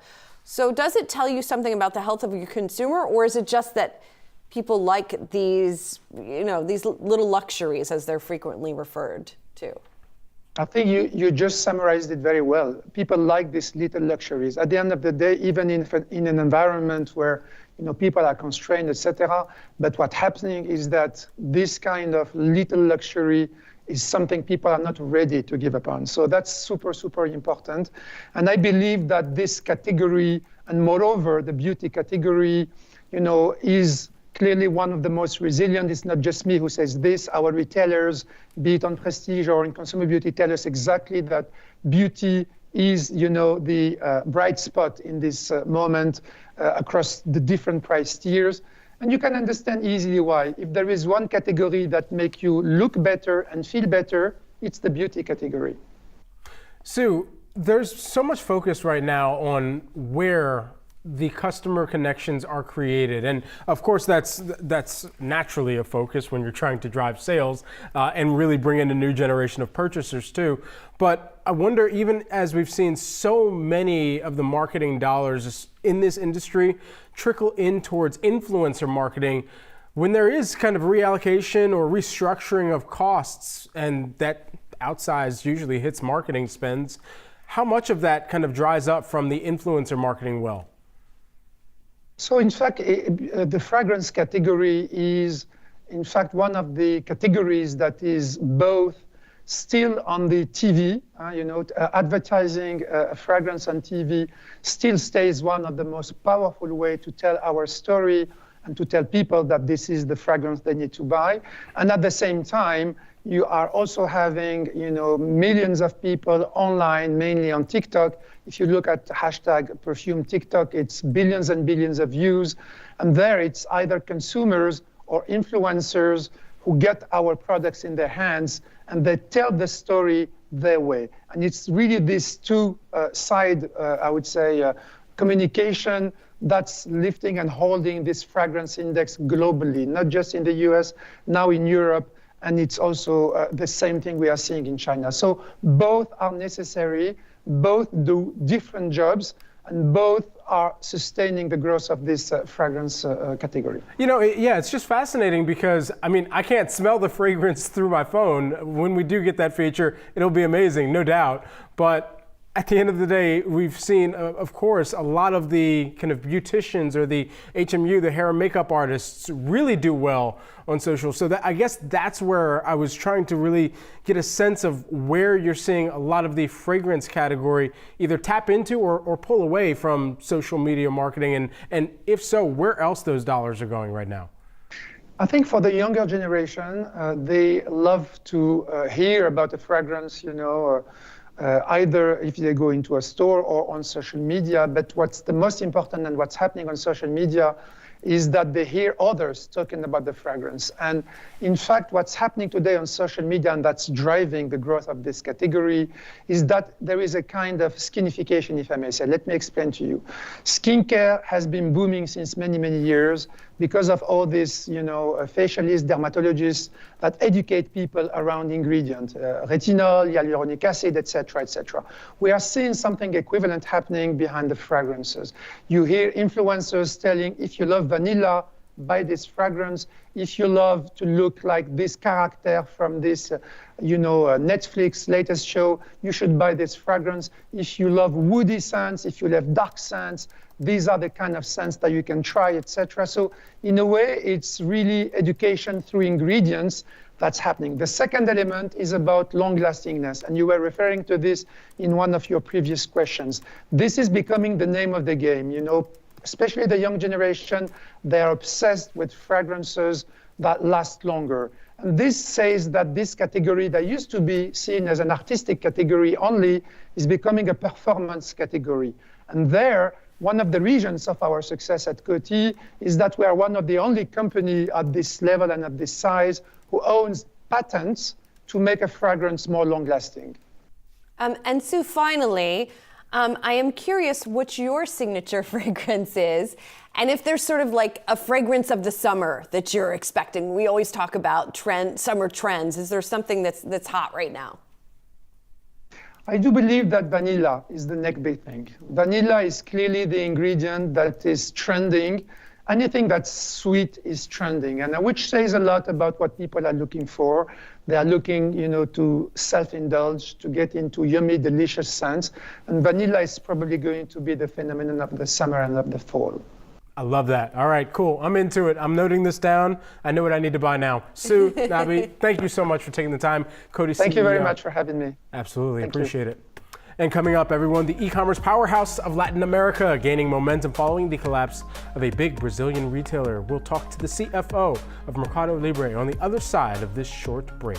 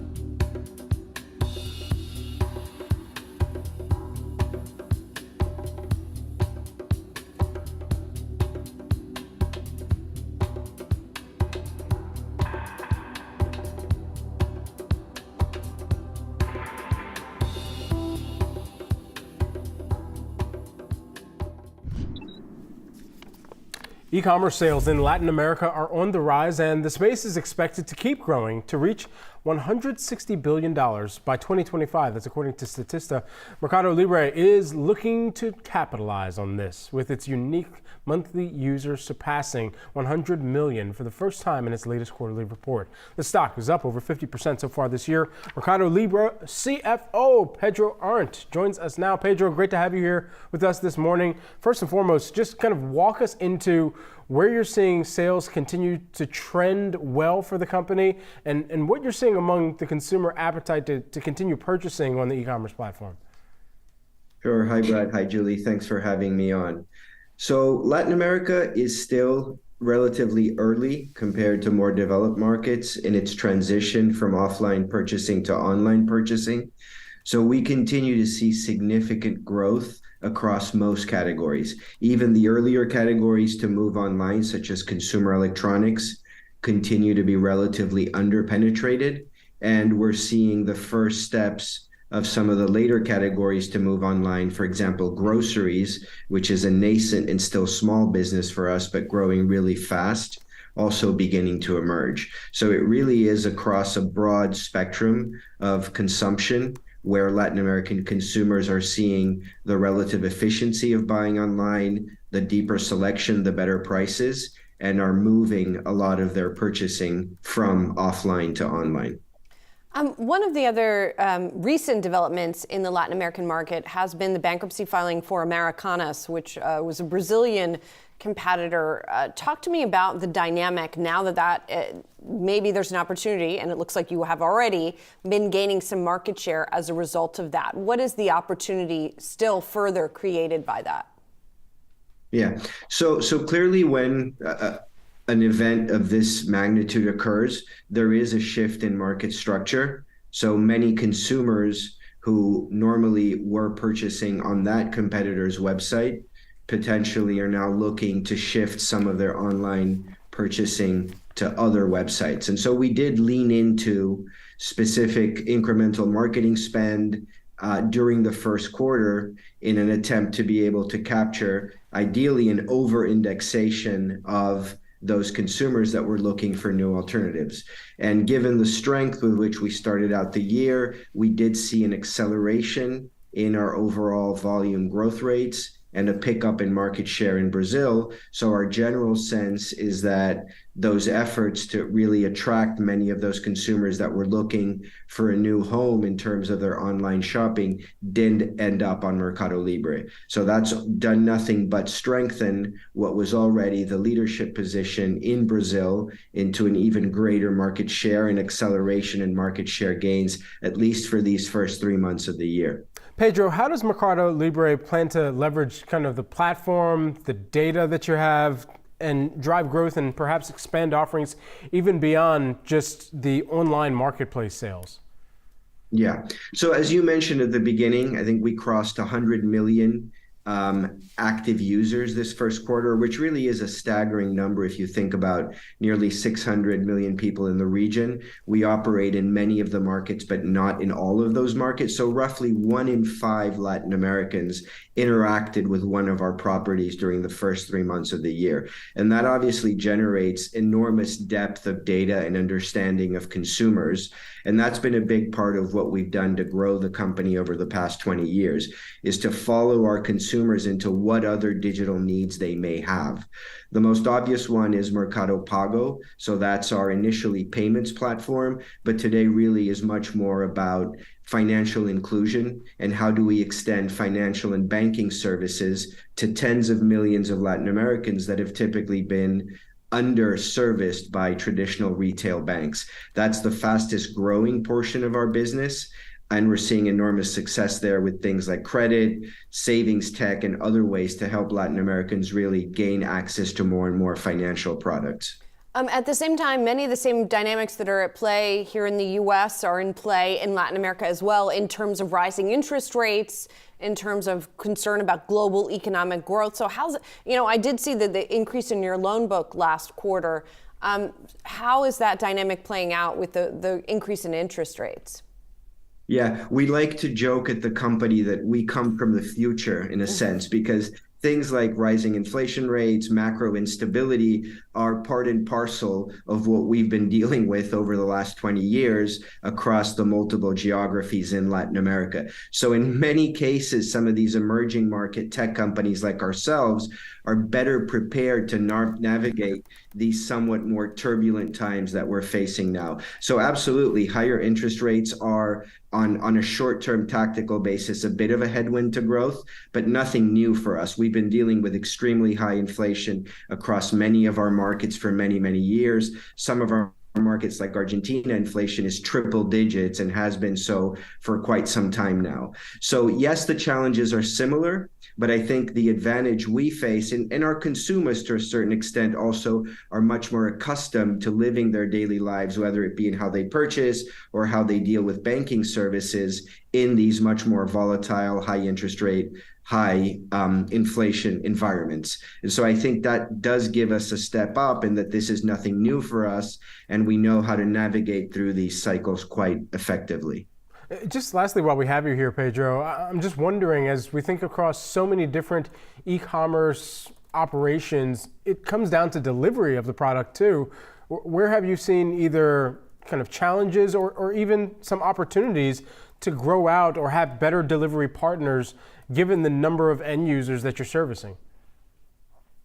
Absolutely. And that has become, on the commerce side of our business, the key competitive advantage. One of the gating factors to faster growth of e-commerce throughout the region had been for many, many years, the quality of logistics and the amount of investment that occurred behind logistics operations. And this is something that we set out to solve about 5 or 6 years ago when we launched Mercado Envíos, which is our own proprietary both logistics and technology for logistics offering. The consequence of having invested significantly over the last 5-6 years is that today Mercado Libre runs the fastest, the cheapest, and the most reliable logistics network in the region. Over 70% of our volume in most markets is already free shipping to our consumers. We deliver over 50% of items within 24 hours or less. And this really has been, I would argue, probably the single largest catalyst in the market share gains that we have been accruing over the past 2-3 years. So having solved logistics in a region where logistics has historically been very, very complicated is a central tenet of our value proposition, both to our merchants and to our consumers. And looks like to investors too, Pedro. The stock is up some 50% this year, and I was just looking back to your IPO here in the U.S. back in 2007. It's up something like 7,000% since that point in time. Thanks so much for outlining what Mercado Libre is all about for U.S. investors. Appreciate it, Pedro Arndt, Mercado Libre CFO. Thank you. Thank you for having me. Bye-bye. Coming up, Goldman Sachs settled a long-running class action lawsuit after thousands of women claimed they were underpaid. We've got the full details on the other side of the break.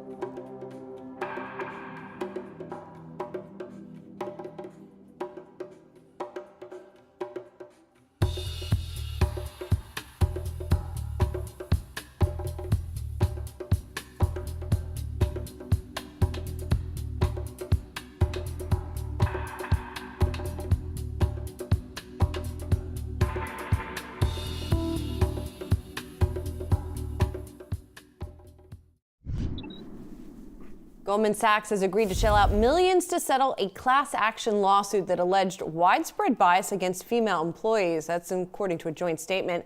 Yahoo Finance's Diane King-Hall joins us now to dive deeper into the case. So what was this all about? Yeah, well, it's a big payday for women with long patience who once worked for the firm. Goldman Sachs has agreed to fork over $215 million to settle years-long gender pay bias allegations. The settlement covers around 2,800 female associates and vice presidents who were employed at the powerhouse bank beginning in 2002. It was the banking sector's longest-running battle over pay disparity. A discrimination complaint which led to the case was first filed in 2005, but the allegations go back further. The suit was first brought in 2010 by 3 former Goldman employees. The initial complaint alleges that Goldman's, quote, discriminatory practices favored men and that as a result, women made less money, received weaker performance reviews, and were promoted less frequently.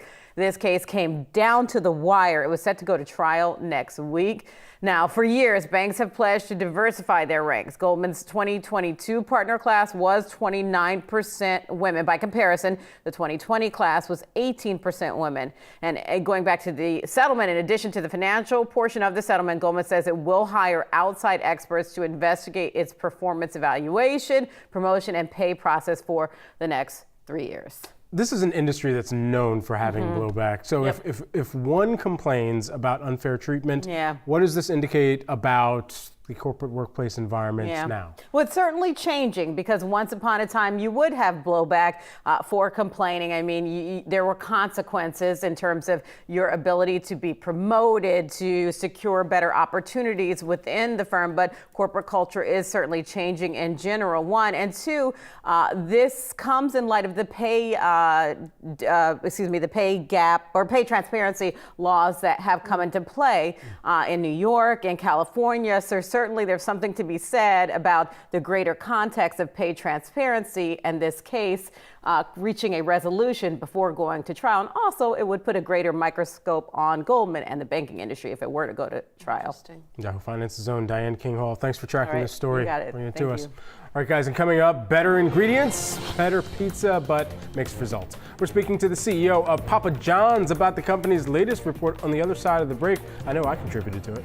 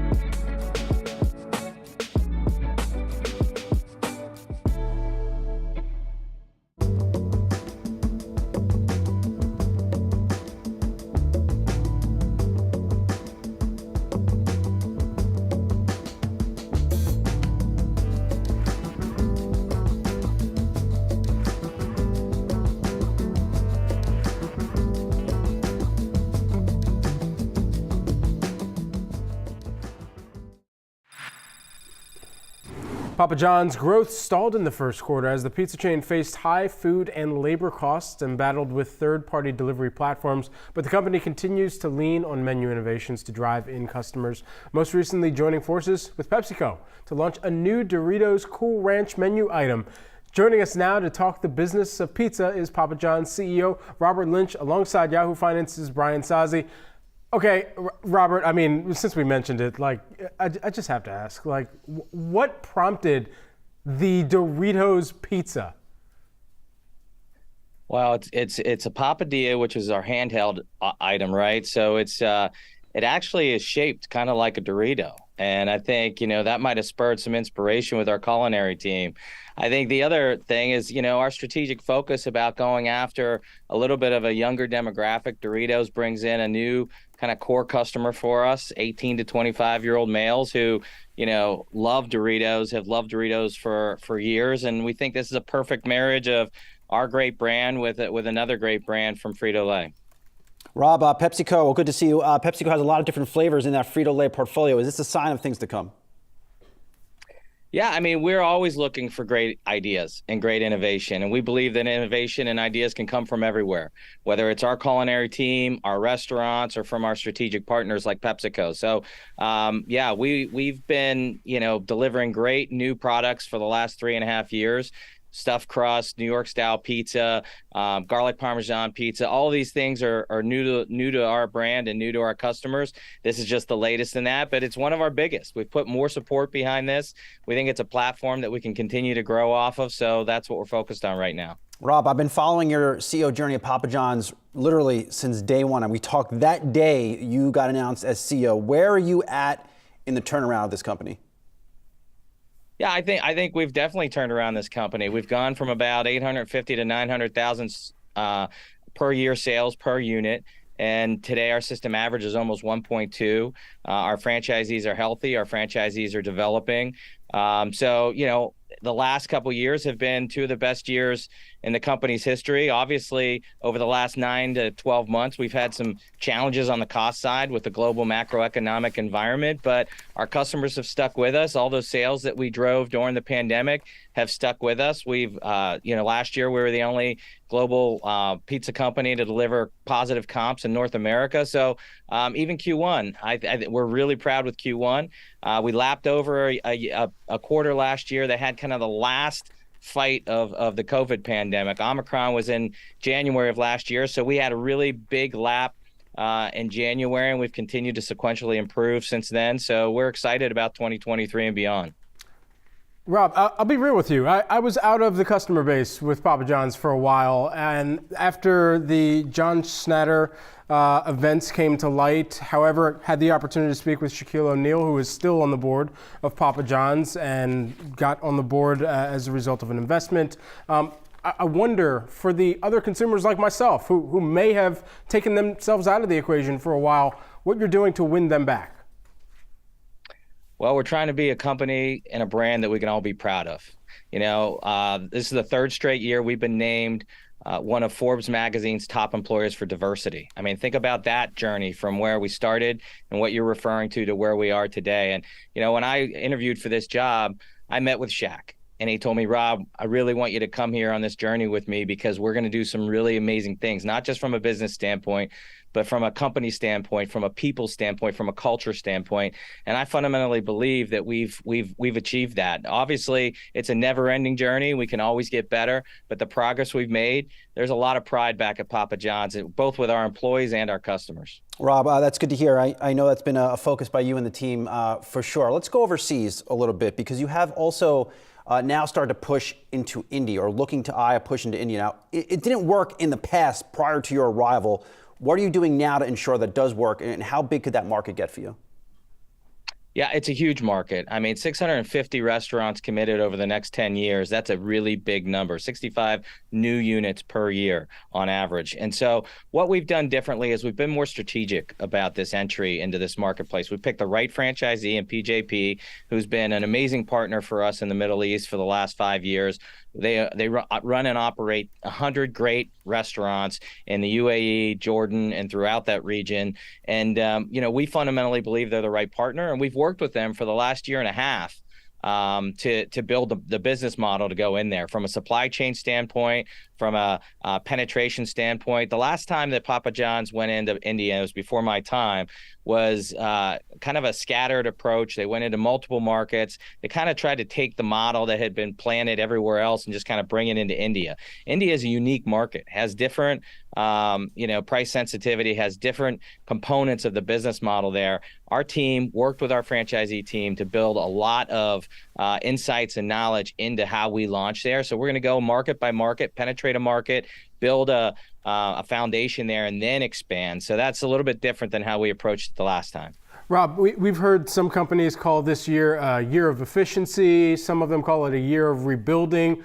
What would you call this year? What would you frame this year as for Papa John's?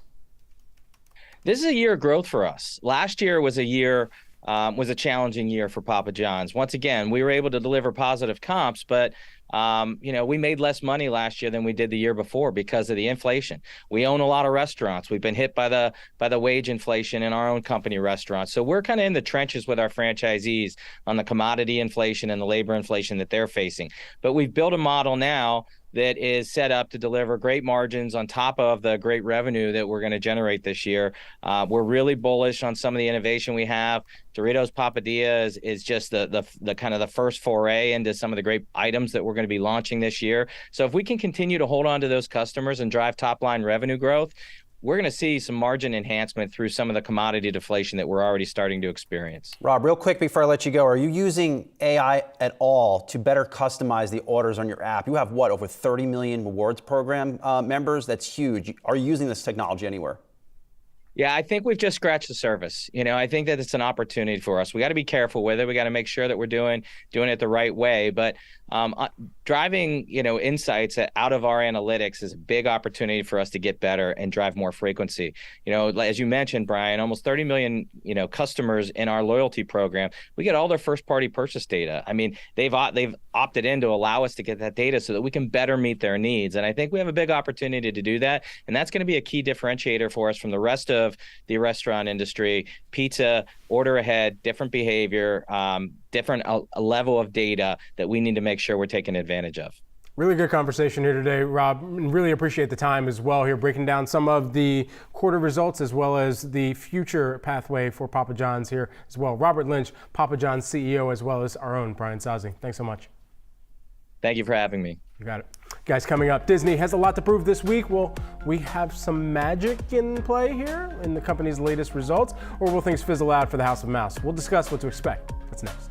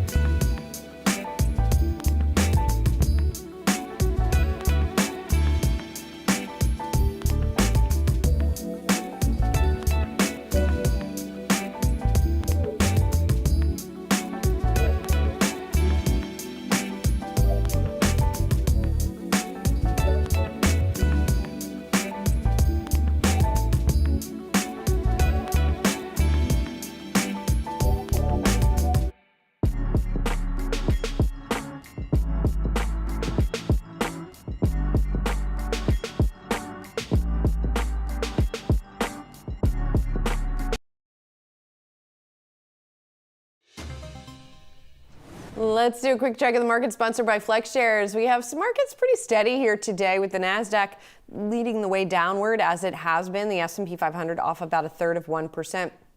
The Dow little changed in today's market. I'm just taking a little peek on my Yahoo Finance homepage at what's going on with the 10-year bond, but it's little changed as well. We've got some big interviews on tap all day here at Yahoo Finance. That's right. Yes, we do. We got the Disney earnings on tap tomorrow after the bell. Rochelle Acuva is going to get a preview of what to expect with a senior tech analyst. So stay tuned for that. Plus, shares of Under Armour sinking this morning after inflation took a bite out of the quarter. Michelle's going to speak with an analyst from Morningstar in the next hour. And stay tuned for our 3 to 5 p.m. show. That's where Kiko Fujita and Shauna Smith will break Rivian earnings with an analyst from Truist. You especially don't want to miss that, given what we got from Lucid and Fisker. Rochelle Akufo, speaking too fast, is me. And she has you for the next hour of trading. Keep it right here.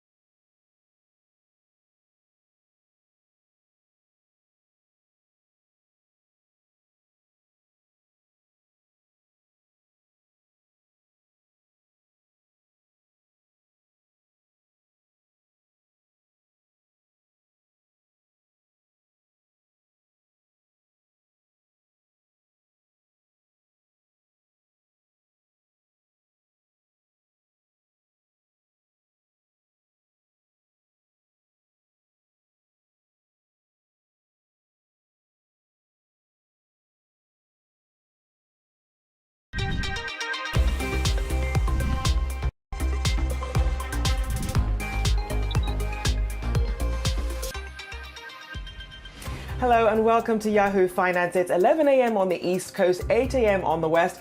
I'm Rochelle Akufo. Here's a look at what I'm watching this morning. Taking a look first down to the 11th hour, deals get done late in D.C., but the debt ceiling impasse is rapidly heading towards the so-called X date. President Biden hosts congressional leaders at the White House today. We're across that story for you. And dented armor. Sporting retailers are no strangers to the perils of margin pressure. We look at the numbers for one key player as big retail readies to step up to the plate this results round. And the season of sandbagging. One of our guests labeled the results period a head fake, while another said it was like celebrating a 9th place ribbon. Ouch. But have the beats and misses given us any real direction? We'll discuss coming up this hour. But first, let's check in on the major indices and see how they're faring. We're seeing here markets still searching for some direction here. Obviously, we have CPI and PPI data coming out this week, and of course, the debt ceiling discussions also hanging over them as well. We see the Dow here down just slightly, about 26 points. The S&P 500 down about 1/3%, and the tech-heavy Nasdaq there also down about 0.4% or down 53 points. Let's also check in on the Treasury market as well to see what we're watching there. We're seeing that for all three in negative territory, but ever so slightly. The 5-year down 0.2%, about 3.49. The 10-year down about 1/3%. Similar situation for the 30-year as well, down about 1/3%.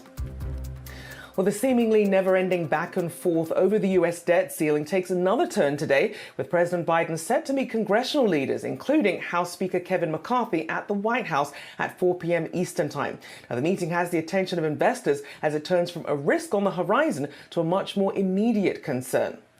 To that point, expectations are low to say the least. There are a series of potential outcomes on the table, including the president invoking his constitutional authority to bypass the stalemate. Yahoo Finance's Jennifer Schonberger has that story for us. Hey, Jennifer. Good morning, Rochelle. With the U.S. just weeks away from running out of cash, the stakes are high for today's meeting between President Biden and House Speaker Kevin McCarthy on the debt ceiling. But with both sides staunchly dug in on their positions, the expectations for clinching a deal are low. The Oval Office gathering gets underway at 4 p.m. today with House Democratic Leader Hakeem Jeffries, Senate Majority Leader Chuck Schumer, and Senate Minority Leader Mitch McConnell joining the president and McCarthy. House Republicans have demanded deep spending cuts in exchange for raising the debt ceiling, but the president and Democrats in Congress maintain the debt ceiling should be raised without strings attached. McConnell reportedly warned he won't come to President Biden's aid on the debt limit by breaking a partisan deadlock, leaving it up to Biden and Speaker McCarthy to cut a deal. Key to watch, whether each side will show flexibility. Second, could both sides raise the debt ceiling for a couple of months, sort of a short-term deal to buy time to negotiate? Some Biden officials have noted that a short-term extension will be on the table, with the question being whether Republicans will be amenable to delaying and merging debt ceiling conversations with larger budget conversations in the fall. If no deal is struck, will the president become more open to far-out fixes that have been pushed off the table, notably invoking the 14th Amendment to raise the debt ceiling? Treasury Secretary Janet Yellen said that could touch up a constitutional crisis, and she has made clear she thinks Congress is the only institution with the authority to act and raise the debt ceiling. For his part, in a sign that this could be a long, dragged-out fight, President Biden expected to take his message to the public tomorrow, where he is scheduled to speak at New York's Hudson River Valley on the debt limit. That happens to be Representative Mike Lawler's district. He's a vulnerable Republican in the House being pressured to switch sides. So we'll see how this all shakes out. It all happens starting at 4 p.m. today at the White House. Rochelle? We'll certainly keep an eye on that. Obviously, we have been here before, but it does seem a bit more dire this time around. We've seen this movie before, right? Exactly. Hopefully this ends the same way. Jennifer Schonberger there for us. Well, this story will no doubt dominate U.S. media this evening. Joining us to help untangle it all is Steve Schmidt, political strategist and founder of the Warning newsletter, YouTube channel and podcast. He's known for having worked on various high-profile campaigns, including those of George W. Bush, the late Senator John McCain, and former governor of California, Arnold Schwarzenegger. Thank you for joining us this morning. So, as we were saying, we've been here before in 2011. This does have a different bit of a feel to it in terms of perhaps the credibility of letting it get right to the brink and perhaps maybe over the brink. What are your takeaways at this point? Well, you should think about this like walking out onto thin ice 7 days a week every year of winter. One day, eventually, you'll fall through the ice. And so fundamentally, this White House meeting, what we're seeing is Mitch McConnell's taken the position of this is between Kevin McCarthy and President Biden. We all saw what happened during Kevin McCarthy's leadership votes.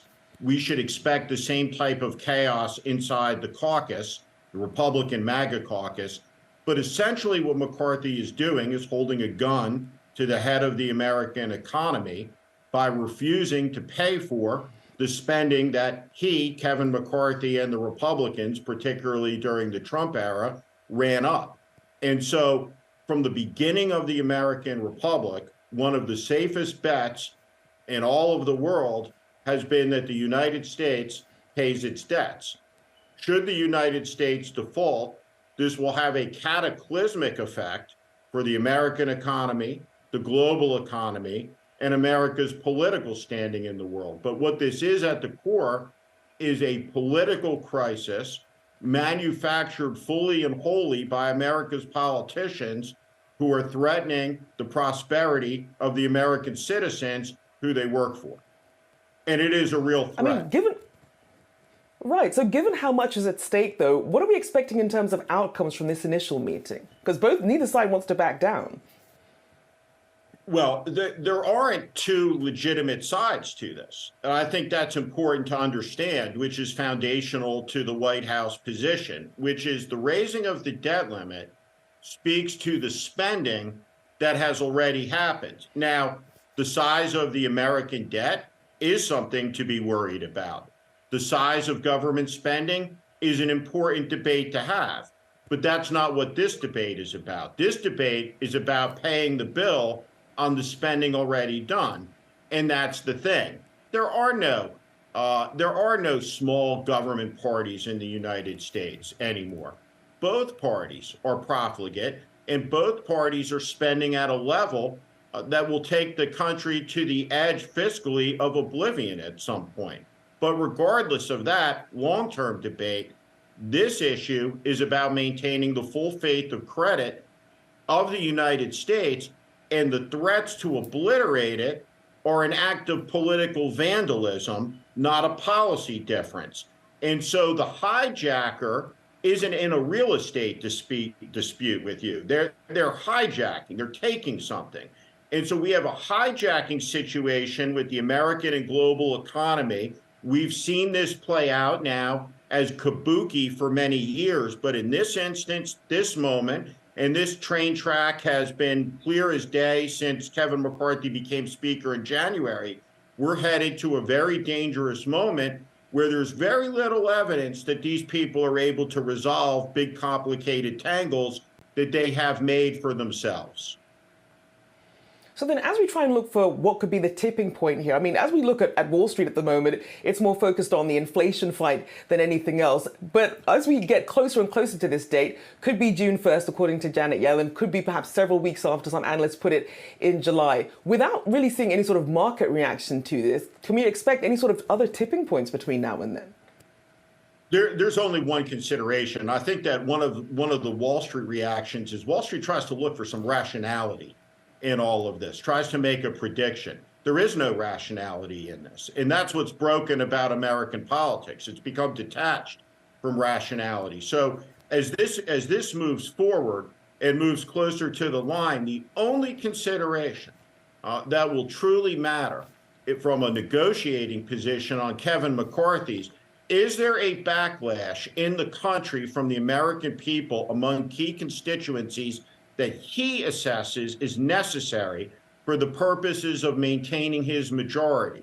If he believes that he can advance forward without harm being done to that, then the chances of a default happening increase exponentially. I mean, and when you have that sort of laser focus, not just on Kevin McCarthy's position, President Biden coming in with a 36% approval rating, according to the Washington Post ABC poll, there's a lot to lose here. And there's also going to be a lot of blame to go around if this doesn't get put through. But who do you think is actually in a worse position here? If you're, looking from Main Street versus Wall Street and looking at this, where does the blame actually end up lying? There is no American who is in worse position with regard to this than your middle income working family. That's who pays the price. That's who gets hurt. The average American, the 40% of the country that doesn't have $400 cash available. This will do significant damage to America's standing in the world, to the status of the dollar as the world's reserve currency. It has enormous geopolitical implications. And every American leader from the beginning of the country through the generations has understood the absolute necessity of this country paying its debts. Now, part of the brokenness is the stupidity of the era, the inability to have a serious conversation, a complex conversation about anything. And again, government spending, the $30 trillion American debt, these are all legitimate and necessary issues, and it is good that they should be debated. But you don't debate these issues by refusing to pay the bills on the money that was already recklessly spent, that has the effect of beggaring future generations of Americans. So the magnitude of this as an economic crisis is significant. But in the end, the consequences of this will be politically disastrous and further undermine the faith of the American people in democracy as they see the brokenness that has resulted from these two political parties that are unable to put the interests of the country and the American people ahead of whatever posture they're in and whatever fight of the moment that has nothing to do with the long-term peace, prosperity, and the pursuit of happiness of the American people. Which is all it should be coming down to. In the grand scheme of things, that's why we elect our leaders. A big thank you there to Steve Schmidt, political strategist and founder of the Warning newsletter, YouTube channel and podcast. Thank you for joining us on Yahoo Finance. All right, coming up, swing and a miss. Sports apparel, no doubt a risk area on recession concerns. Under Armour playing into that narrative today. It disappoints the street with sales and profit forecasts. Any bright spots to find? We'll see next.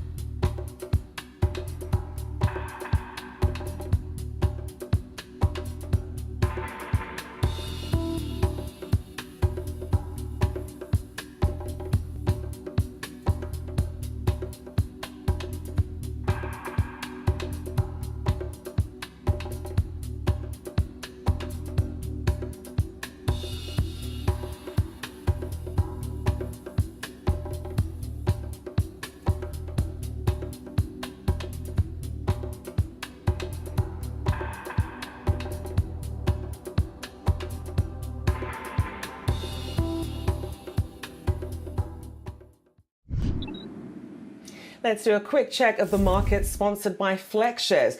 We see all three major indices still searching for some direction here, weighed down especially by some of the big tech names and still waiting for some clarity on the debt ceiling. We see the Dow there off just slightly though, about 24 points. The S&P 500 down about 13 points. We're seeing that in terms of laggards, we're seeing materials and real estate lagging for the S&P. And then taking a look at the Nasdaq as well, that's down about 0.5% or 63 points as well.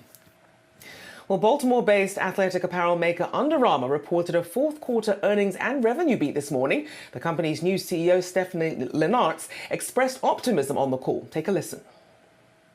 I want this brand to win, to really win, by achieving the vision we all have for it. We are operating and executing with our eyes wide open. We know there is much work ahead of us and that we must move with urgency. Although fiscal 24 will be a year of building as we lay the groundwork aligned with our priorities, I am confident that we will achieve the growth and profitability that I know this brand is capable of over the long run. Well, despite that earnings beat, Under Armour's stock down more than 4% after the company issued guidance below the analyst consensus as rising costs weighed on demand. Under Armour also said revenue for 2024 is expected to be flat to up slightly versus 2023. Under Armour's new CEO, Stephanie Linnartz, noted that in a statement that she's prioritizing amplifying global brand heat, elevated design and products, as well as Under Armour's positioning in the US to drive growth. Well, joining us now to discuss is Morningstar equity analyst David Schwartz. Thank you so much for joining us this morning, David. So you were on that earnings call. Did you hear anything that really moved the needle on your price target of $15.50? No, I don't think so. The outlook for next year, for fiscal year 2024, was quite disappointing. I was at 63 cents for the year, and Under Armour put out a forecast of 47 to 51 cents. And that would be down from the last couple of years' earnings. So that was a bit of a disappointment. But the fourth quarter itself, the numbers were a little bit better than I expected. Revenue was slightly higher, and the EPS was a couple cents higher. So I thought the fourth quarter was decent. It wasn't great. The gross margin was mediocre, but that's to be expected given the market conditions. But I don't see anything that really changes the long-term outlook for Under Armour or changes my fair value estimate, which is $15.50, which is clearly considerably higher than the current stock price. And so with that in mind, then, what is it going to take in terms of a growth story for Under Armour to get to that point? I think we need to see, more consistent top-line growth. That's been the problem for Under Armour going back probably 7 years now. And it's not likely to happen in the next fiscal year either. So as you mentioned, Under Armour just brought a new CEO, Stephanie Linnartz. This was her first appearance on an earnings call, the first time that analysts like me ever really heard from her at all. She laid out a vision on the call to improve really three major areas for Under Armour. That was product, brand, and North America. Under Armour has focused on those areas in the past, so that's nothing new really. But maybe with the new CEO, there can be a renewed focus and some, I think a better strategic direction. Because if you look at the last few years, Under Armour has really changed its direction multiple times. There has not been a consistent strategy, and that has really hurt the company. And the company's lost market share to other sportswear companies. So I think there needs to be more of a focus on the areas of strength for Under Armour, and really less of this never-ending change in direction. And so to that point, then, how would you say perhaps Under Armour has any sort of competitive edge over, say, a Nike or an Adidas? The competitive edge that Under Armour has is that it's very much focused on professional athletes and hardcore athletes. They don't do a lot of athleisure stuff like leggings and casual sweatshirts and casual T-shirts. A lot of it is really focused on athletes who are wearing Under Armour while performing sports. The target market for Under Armour is athletes in the high school and college range. And that's an area where I think they do have credibility. I think they have an advantage there over some others like Adidas, which is seen more of a lifestyle brand, and Nike, which is, in everything. Nike is really broad-based. So, I think that Under Armour's advantage is its focus on real athletics. But there's been a lack of focus on that too in recent years because Under Armour has terminated a number of sponsorships of sports teams and colleges. And so you really wonder if they're sending the right message sometimes. And I did want to ask you about something else that came up, which was the persistent inventory issues, which means some of these sort of promotional pricing is going to have to continue for longer. Why do you think Under Armour hasn't worked those kinks out yet? Because a lot of other companies seem to have a better management of their inventory than Under Armour. Yeah, the market has been difficult for a lot of companies. So, I would give Under Armour a bit of a pass on that. A lot of companies did struggle to get their inventories under control last year, including Nike and Adidas. Adidas has been doing far worse than Under Armour recently. So it's been a very difficult market for a lot of companies in this industry. Under Armour, though, it just simply hasn't had the top line growth, and so that's made it difficult for them to control the inventories. The inventories came in, too high into the holiday season. Then they were too high coming into calendar 2023, and that required a lot of discounting. But again, Under Armour was not the only one, and so we saw elevated inventories and discounting really across the industry. But unfortunately, Under Armour has not been able to overcome that to the degree that some others have.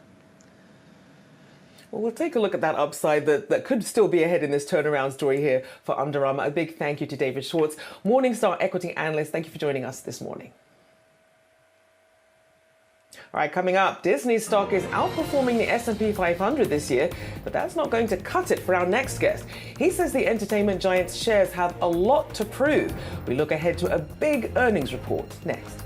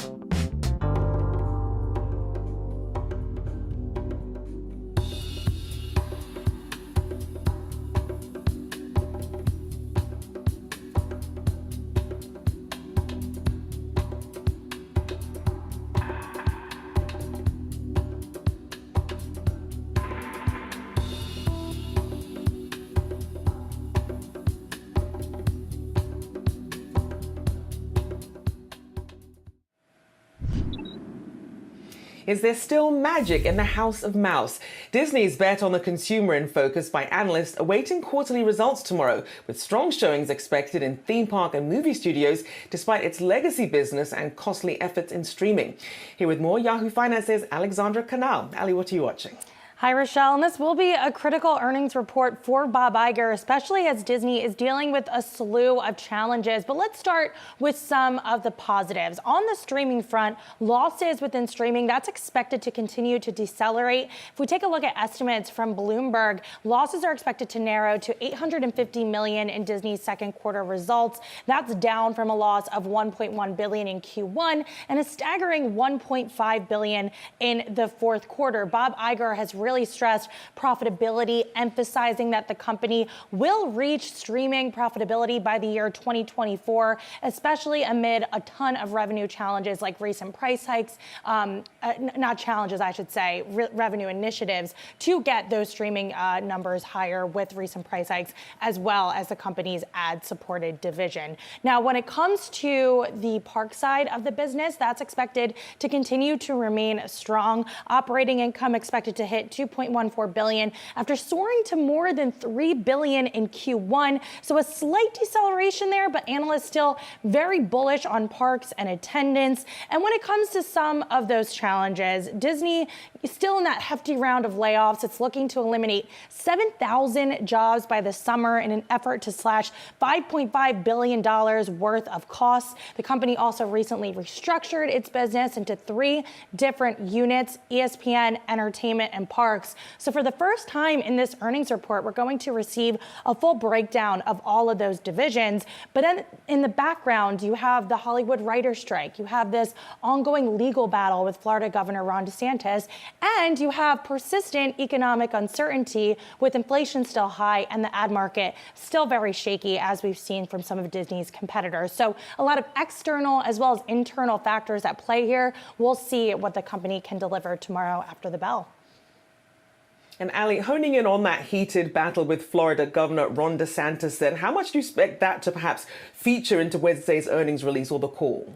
I do think on the call, Iger will be asked about this. He's addressed it in the past, speaking out at the annual shareholder meeting. That's when he called DeSantis's moves anti-business and anti-Florida. We've also seen Disney be really aggressive in its lawsuit against Governor DeSantis. They recently amended that complaint to include the governor's latest comments and decisions to try and dismantle the power at Disney. So we know that this is a risk to the company, particularly at the parks within Walt Disney World. But investors, they don't really seem to care. There's been little reaction in the stock on the heels of some of these moves. So at least from an investor perspective, they're not viewing this as a material risk to the company at this point. But that certainly could change depending on how long this goes and depending on what these various rulings come out to be as a result of these lawsuits. So it's something that we're going to continue to track, and I do expect Iger to address it on the call tomorrow.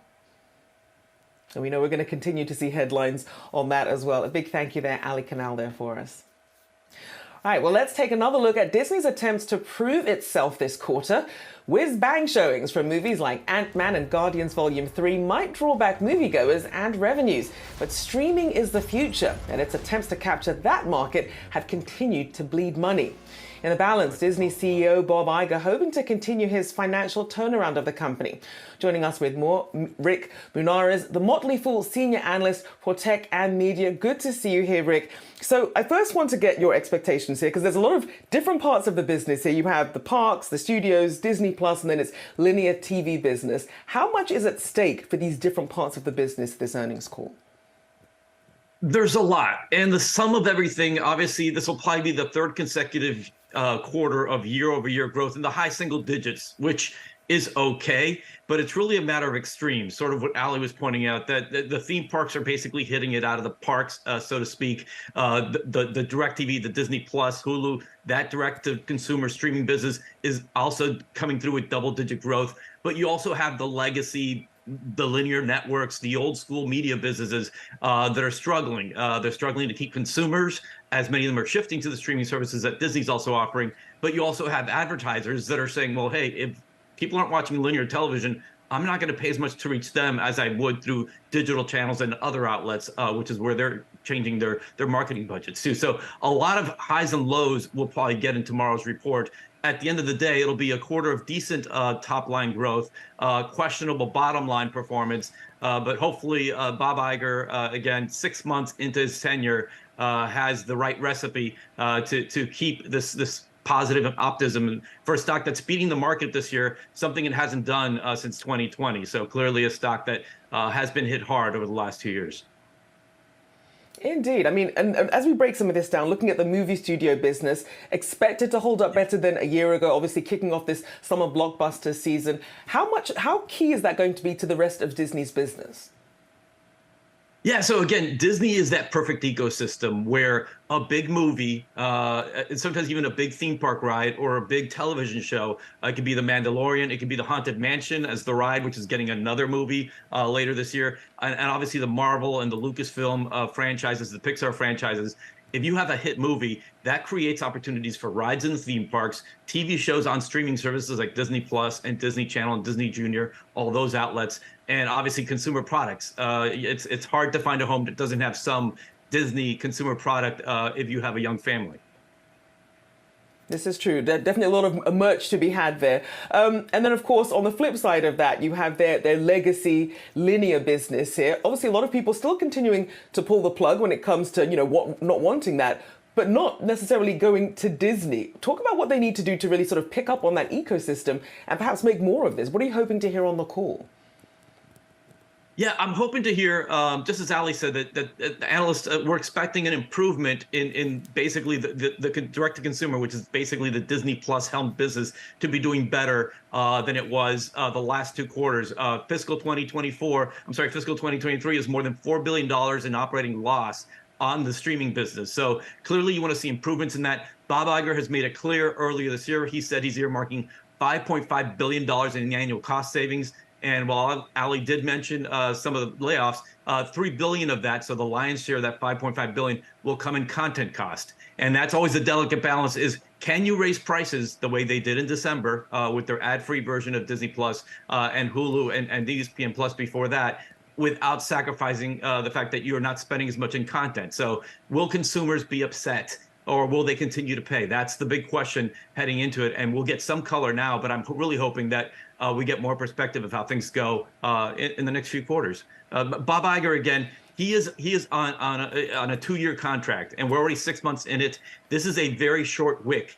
And right now it feels like scented candles, but as we get closer to fiscal 2024, it may feel more like a stick of dynamite if Disney Plus isn't cash flow positive, as he's been hoping to get, or if there's not a successor strategy that the market can get behind. A lot of question marks Disney will have heading into next year, but I think tomorrow's earnings report will be generally positive. We saw this morning SeaWorld Entertainment is up 5%, better than expected revenue. Yesterday, Six Flags Entertainment, even though it's a completely different company in terms of regional scope with their gated attractions, up 19% yesterday, better than expected revenue. Comcast 2 weeks ago, which runs the Universal Studios theme parks, pretty much right around where Disney's located in Central Florida and Southern California, had strong revenues there too, 25% revenue growth for their theme park segment. So the climate, the soil is fertile for a strong report, but investors really want to hear how the bottom line is going to come out. And that's something that, that's the real wild card with Disney, especially in this transition where there's a clear commitment to cut costs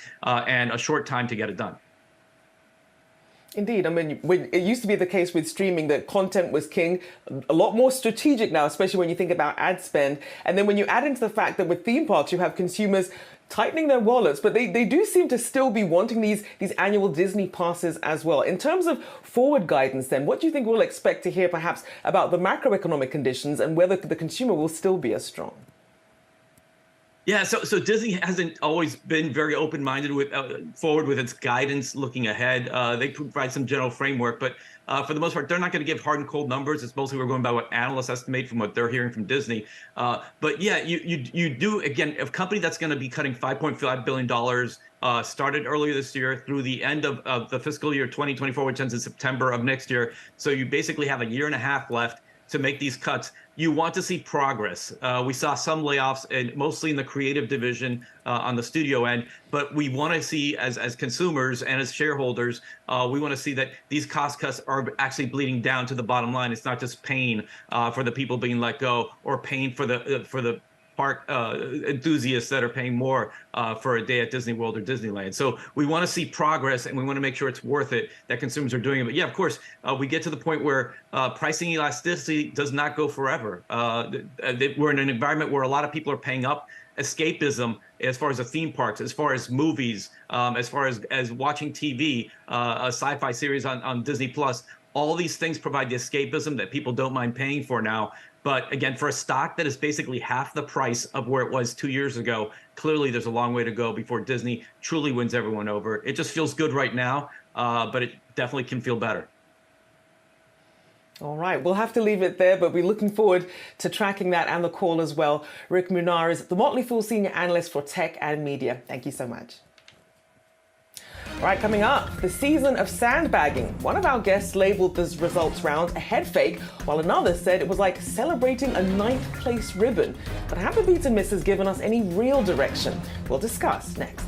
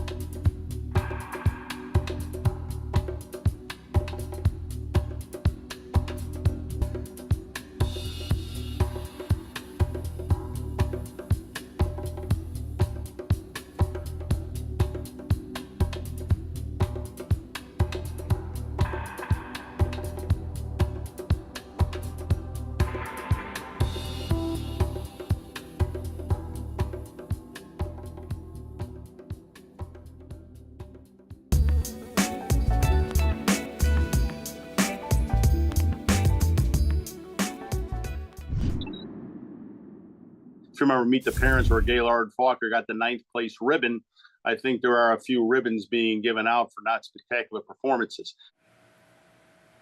IG North America CEO JJ Kinahan there comparing some of the results season's beats to Ben Stiller's character in Meet the Parents. The inference being that low expectations have set a comfortable earnings bar for some companies to jump over.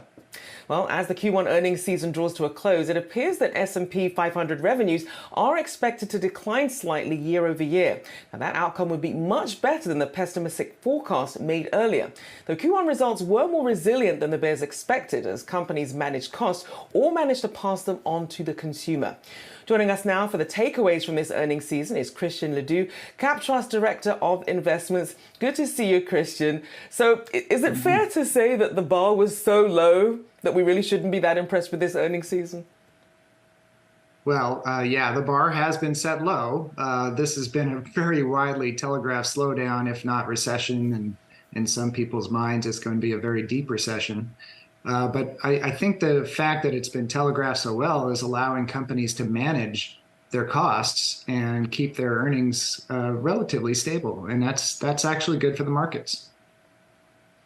And what about some of the forward guidance? Because obviously we're still seeing that it's a bit cloudy as to what the Fed is going to do. Although the Fed has said, in no uncertain terms, it doesn't foresee cutting interest rates this year. But then you have this divergence between what the Fed is saying, what stocks are doing, and what bonds are doing. Well, if you go back into history, it's always been the market that's been right. The Fed may talk a good game, but when it comes down to predicting where the economy is going and what that's going to require the Fed to do in the future, the market has a very good track record of predicting it correctly. So I would say that given that we are seeing slowdowns throughout many of the leading economic indicators, companies are cautiously giving their guidance. They're not expecting a lot in terms of revenue growth. It's indicative that we are going into a slowdown, possibly a recession, and that the Fed will probably have to respond with lower rates. And obviously that being exacerbated by what we saw with some of the banking fallout, still seeing that reverberating a little bit, that sort of psychological crisis of confidence in what happens with the banking system. How much is that going to sort of either speed up or deepen the recession? We think this is one of the biggest factors that is being underestimated out there. Banks are going to have to hunker down, for lack of a better word, when you have potential deposit flight, and you may have to patch that hole in the boat with the bank lending window from the Fed. That costs money. I mean, that's 5% interest rate to the cost of the banks.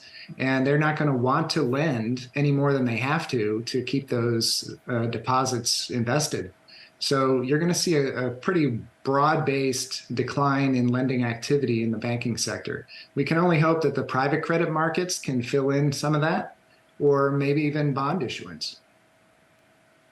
And then, of course, we had a very hotter than expected unemployment report that came out as well. I mean, for some of it, it seemed at first the markets were sort of shrugging that off. I mean, they do really seem to be ignoring the Fed at the moment. And as you mentioned, that if the markets are always going to be right, what does that mean then for the outlook, for the performance, especially when we look at the performance from mega caps? Well, mega caps are the new consumer staples. I mean, prior cycles, you would go to food companies, maybe utilities, as your way of hiding out and waiting for the storm to pass. Mega cap tech companies have filled that role this time, and it may continue to fill the role because they're so big, they're so liquid, they have so much opportunity to manage their costs, and their revenues are fairly stable and growing. So it's a very attractive quality for investment. But that being said, these companies have been extended quite a bit on valuation, and we may not be able to see them go much higher without either dragging the market up with it, or you actually see a decline in the stock market as a whole. And so for people who are looking for some opportunities, you have some picks here. I want to start with CVS Health there. What do you see there in terms of upside for CVS here? Well, we could see the stock recover most of its losses over the last 12 months. This stock has come down quite heavily, actually, and more than we would have expected, on the backs of an acquisition that was dilutive into the primary care business, and in terms of the potential regulatory on their pharmacy benefit management segment. But they're building a nice vertically integrated healthcare company. They pay a nice attractive yield, 3.5%, and the business is relatively recession resistant. So I think there's a lot of attractive qualities. I think it's gone a little bit too far to the downside, and you could see a nice pop from here. And then interestingly, in the energy space, you like EOG Resources and then Airbnb as well. Walk us through just quickly those two scenarios. Sure. Well, energy we think of as primarily portfolio insurance. You know, there geopolitical events can happen that can make commodity prices spike. You can see OPEC cut their production in order to boost prices, which they did earlier this year. These are companies that will benefit of that, of course. But this isn't a rising tide lift all boats type of environment. You want to go with the best operators, and EOG is certainly in the top tier in that regard. In terms of Airbnb, this is a share gain story. We continue to see travel is doing well. We don't expect that's going to continue indefinitely. But when travel does slow down, I think we're going to see consumers lean a little bit more towards the type of rooms that Airbnb offers rather than traditional hotels. They tend to be a little bit cheaper. and a little bit more interesting areas to travel into. So we think Airbnb is a share gain story, and they have a mostly fixed cost infrastructure. So any kind of growth goes right to the bottom line. Yeah, that travel trend story is going to be an interesting one to see how that plays out. A big thank you, Christian Ledoux, Cap Trust Director of Investments. Thank you for joining me this morning. All right, coming up, the backbone of America. The resilience of the labor market is a hot topic of late, but the engine for a lot of job creation is the smaller players in the economy. Are they still chugging along, though? We look at some key data next.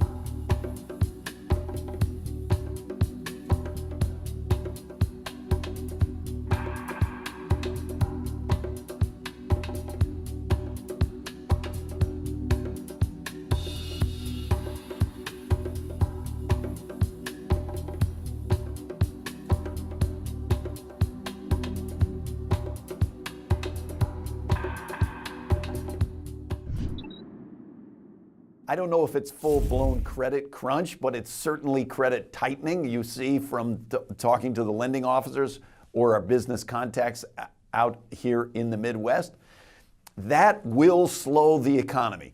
And we absolutely should take that into account when we're setting monetary policy. We have to figure out how much of the work of monetary policy is getting done already through the credit conditions.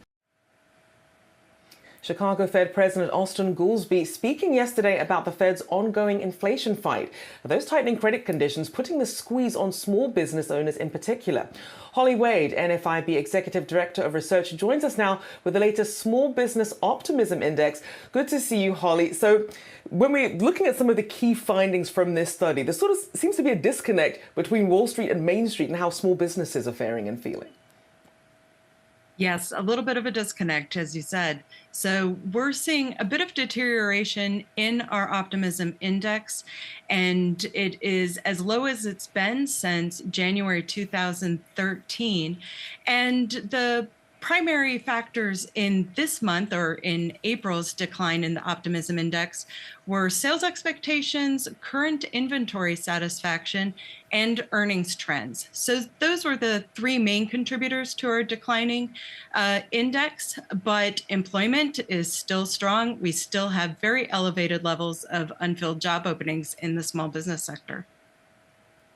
I mean, and looking at it from the chief economist, William Dunkelberg, here saying of those hiring or trying to hire, 92% of owners required few or no qualified applications for the positions they were trying to fill. When you have it at 92%, what does that do in terms of the day-to-day business decisions that some of these companies are having to make?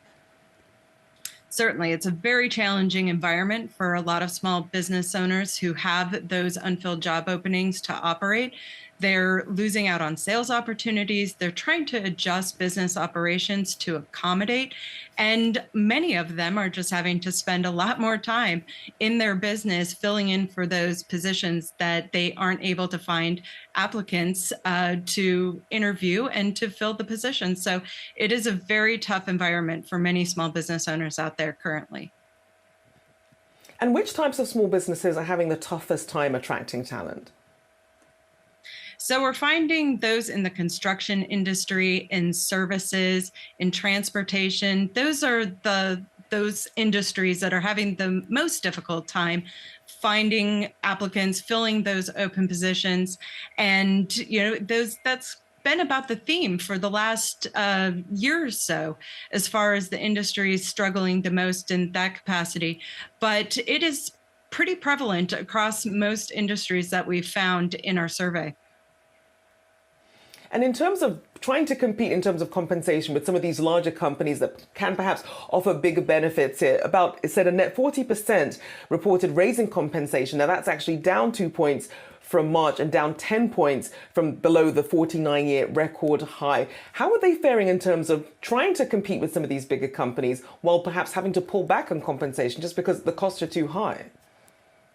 Sure, that has been one of the bigger struggles for many small businesses, is trying to compete on the compensation front in attracting applicants to fill those open positions. Many still historically high levels are increasing compensation, planning to increase compensation. As you said, it has receded a bit from its highest levels that we've seen in the 49-year history of the survey, but they're still having to compete, especially in those more challenging areas, as I mentioned, construction and services. But it's also to retain their current employees and compete on that level. And so the compensation front is a challenge. They are trying to be as creative as possible in putting together very attractive compensation packages, but it is difficult for small businesses to compete on that front, especially when it comes to, say, the cost of health insurance and some of those larger ticket items in a compensation package for small business owners to compete with their larger counterparts. And with obviously the threat of recession looming as well, a lot of people wondering if that means that people will start perhaps pouring more into the job market as things do become a little bit too tight. Is that something that you expect some of these smaller businesses to benefit from? Well, as they can find more applicants to interview for those positions, the better. It's certainly a concern, though, for small business owners looking in the next 6 months, whether, we'll see a recession or that sales opportunities will slow up significantly. They're concerned about those elements to it. And that's part of the challenge in their decision in how much to increase compensation and how forcefully they look to fill those open positions. They don't particularly see the next 6 months as a good environment for business conditions. And very few are thinking that it's a good time to expand their business, whether that's because of inflation pressures or because of a tight labor market, or again, kind of a pending fear of whether we're headed towards a recession and those fears of slowing up sales opportunities. And certainly tighter lending conditions from the banking fallout adding to the headaches as well. A big thank you there to Holly Wade, NFIB Executive Director of Research. Thank you for joining me today. All right, coming up, a big deal. The largest ever order placed by an Irish company for US manufactured goods happened just a few hours ago. Can you guess who was involved? Your movers are on the other side.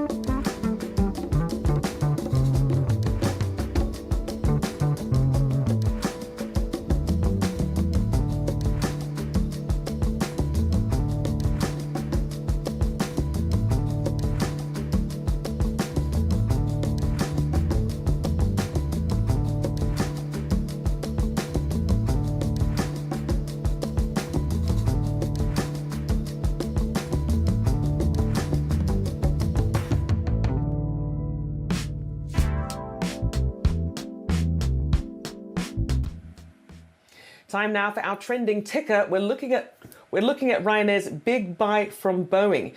The Irish budget air carrier inking a deal on Tuesday for at least 150 of Boeing's 737 MAX 10 planes with the option to buy another 150. Now the move puts a bridge over a long-running dispute over prices and delivery delays between Boeing and Ryanair. The airline is one of Boeing's largest customers and runs a fleet that's exclusively made up of 737 models. Ryanair, during negotiations, aiming to maintain its reputation for rock-bottom rates by keeping its costs, including aircraft purchase prices, low. Well, that'll do it for now. I'm Rochelle Akufo, but I'll be back with you at 11 a.m. Eastern. I'll see you then.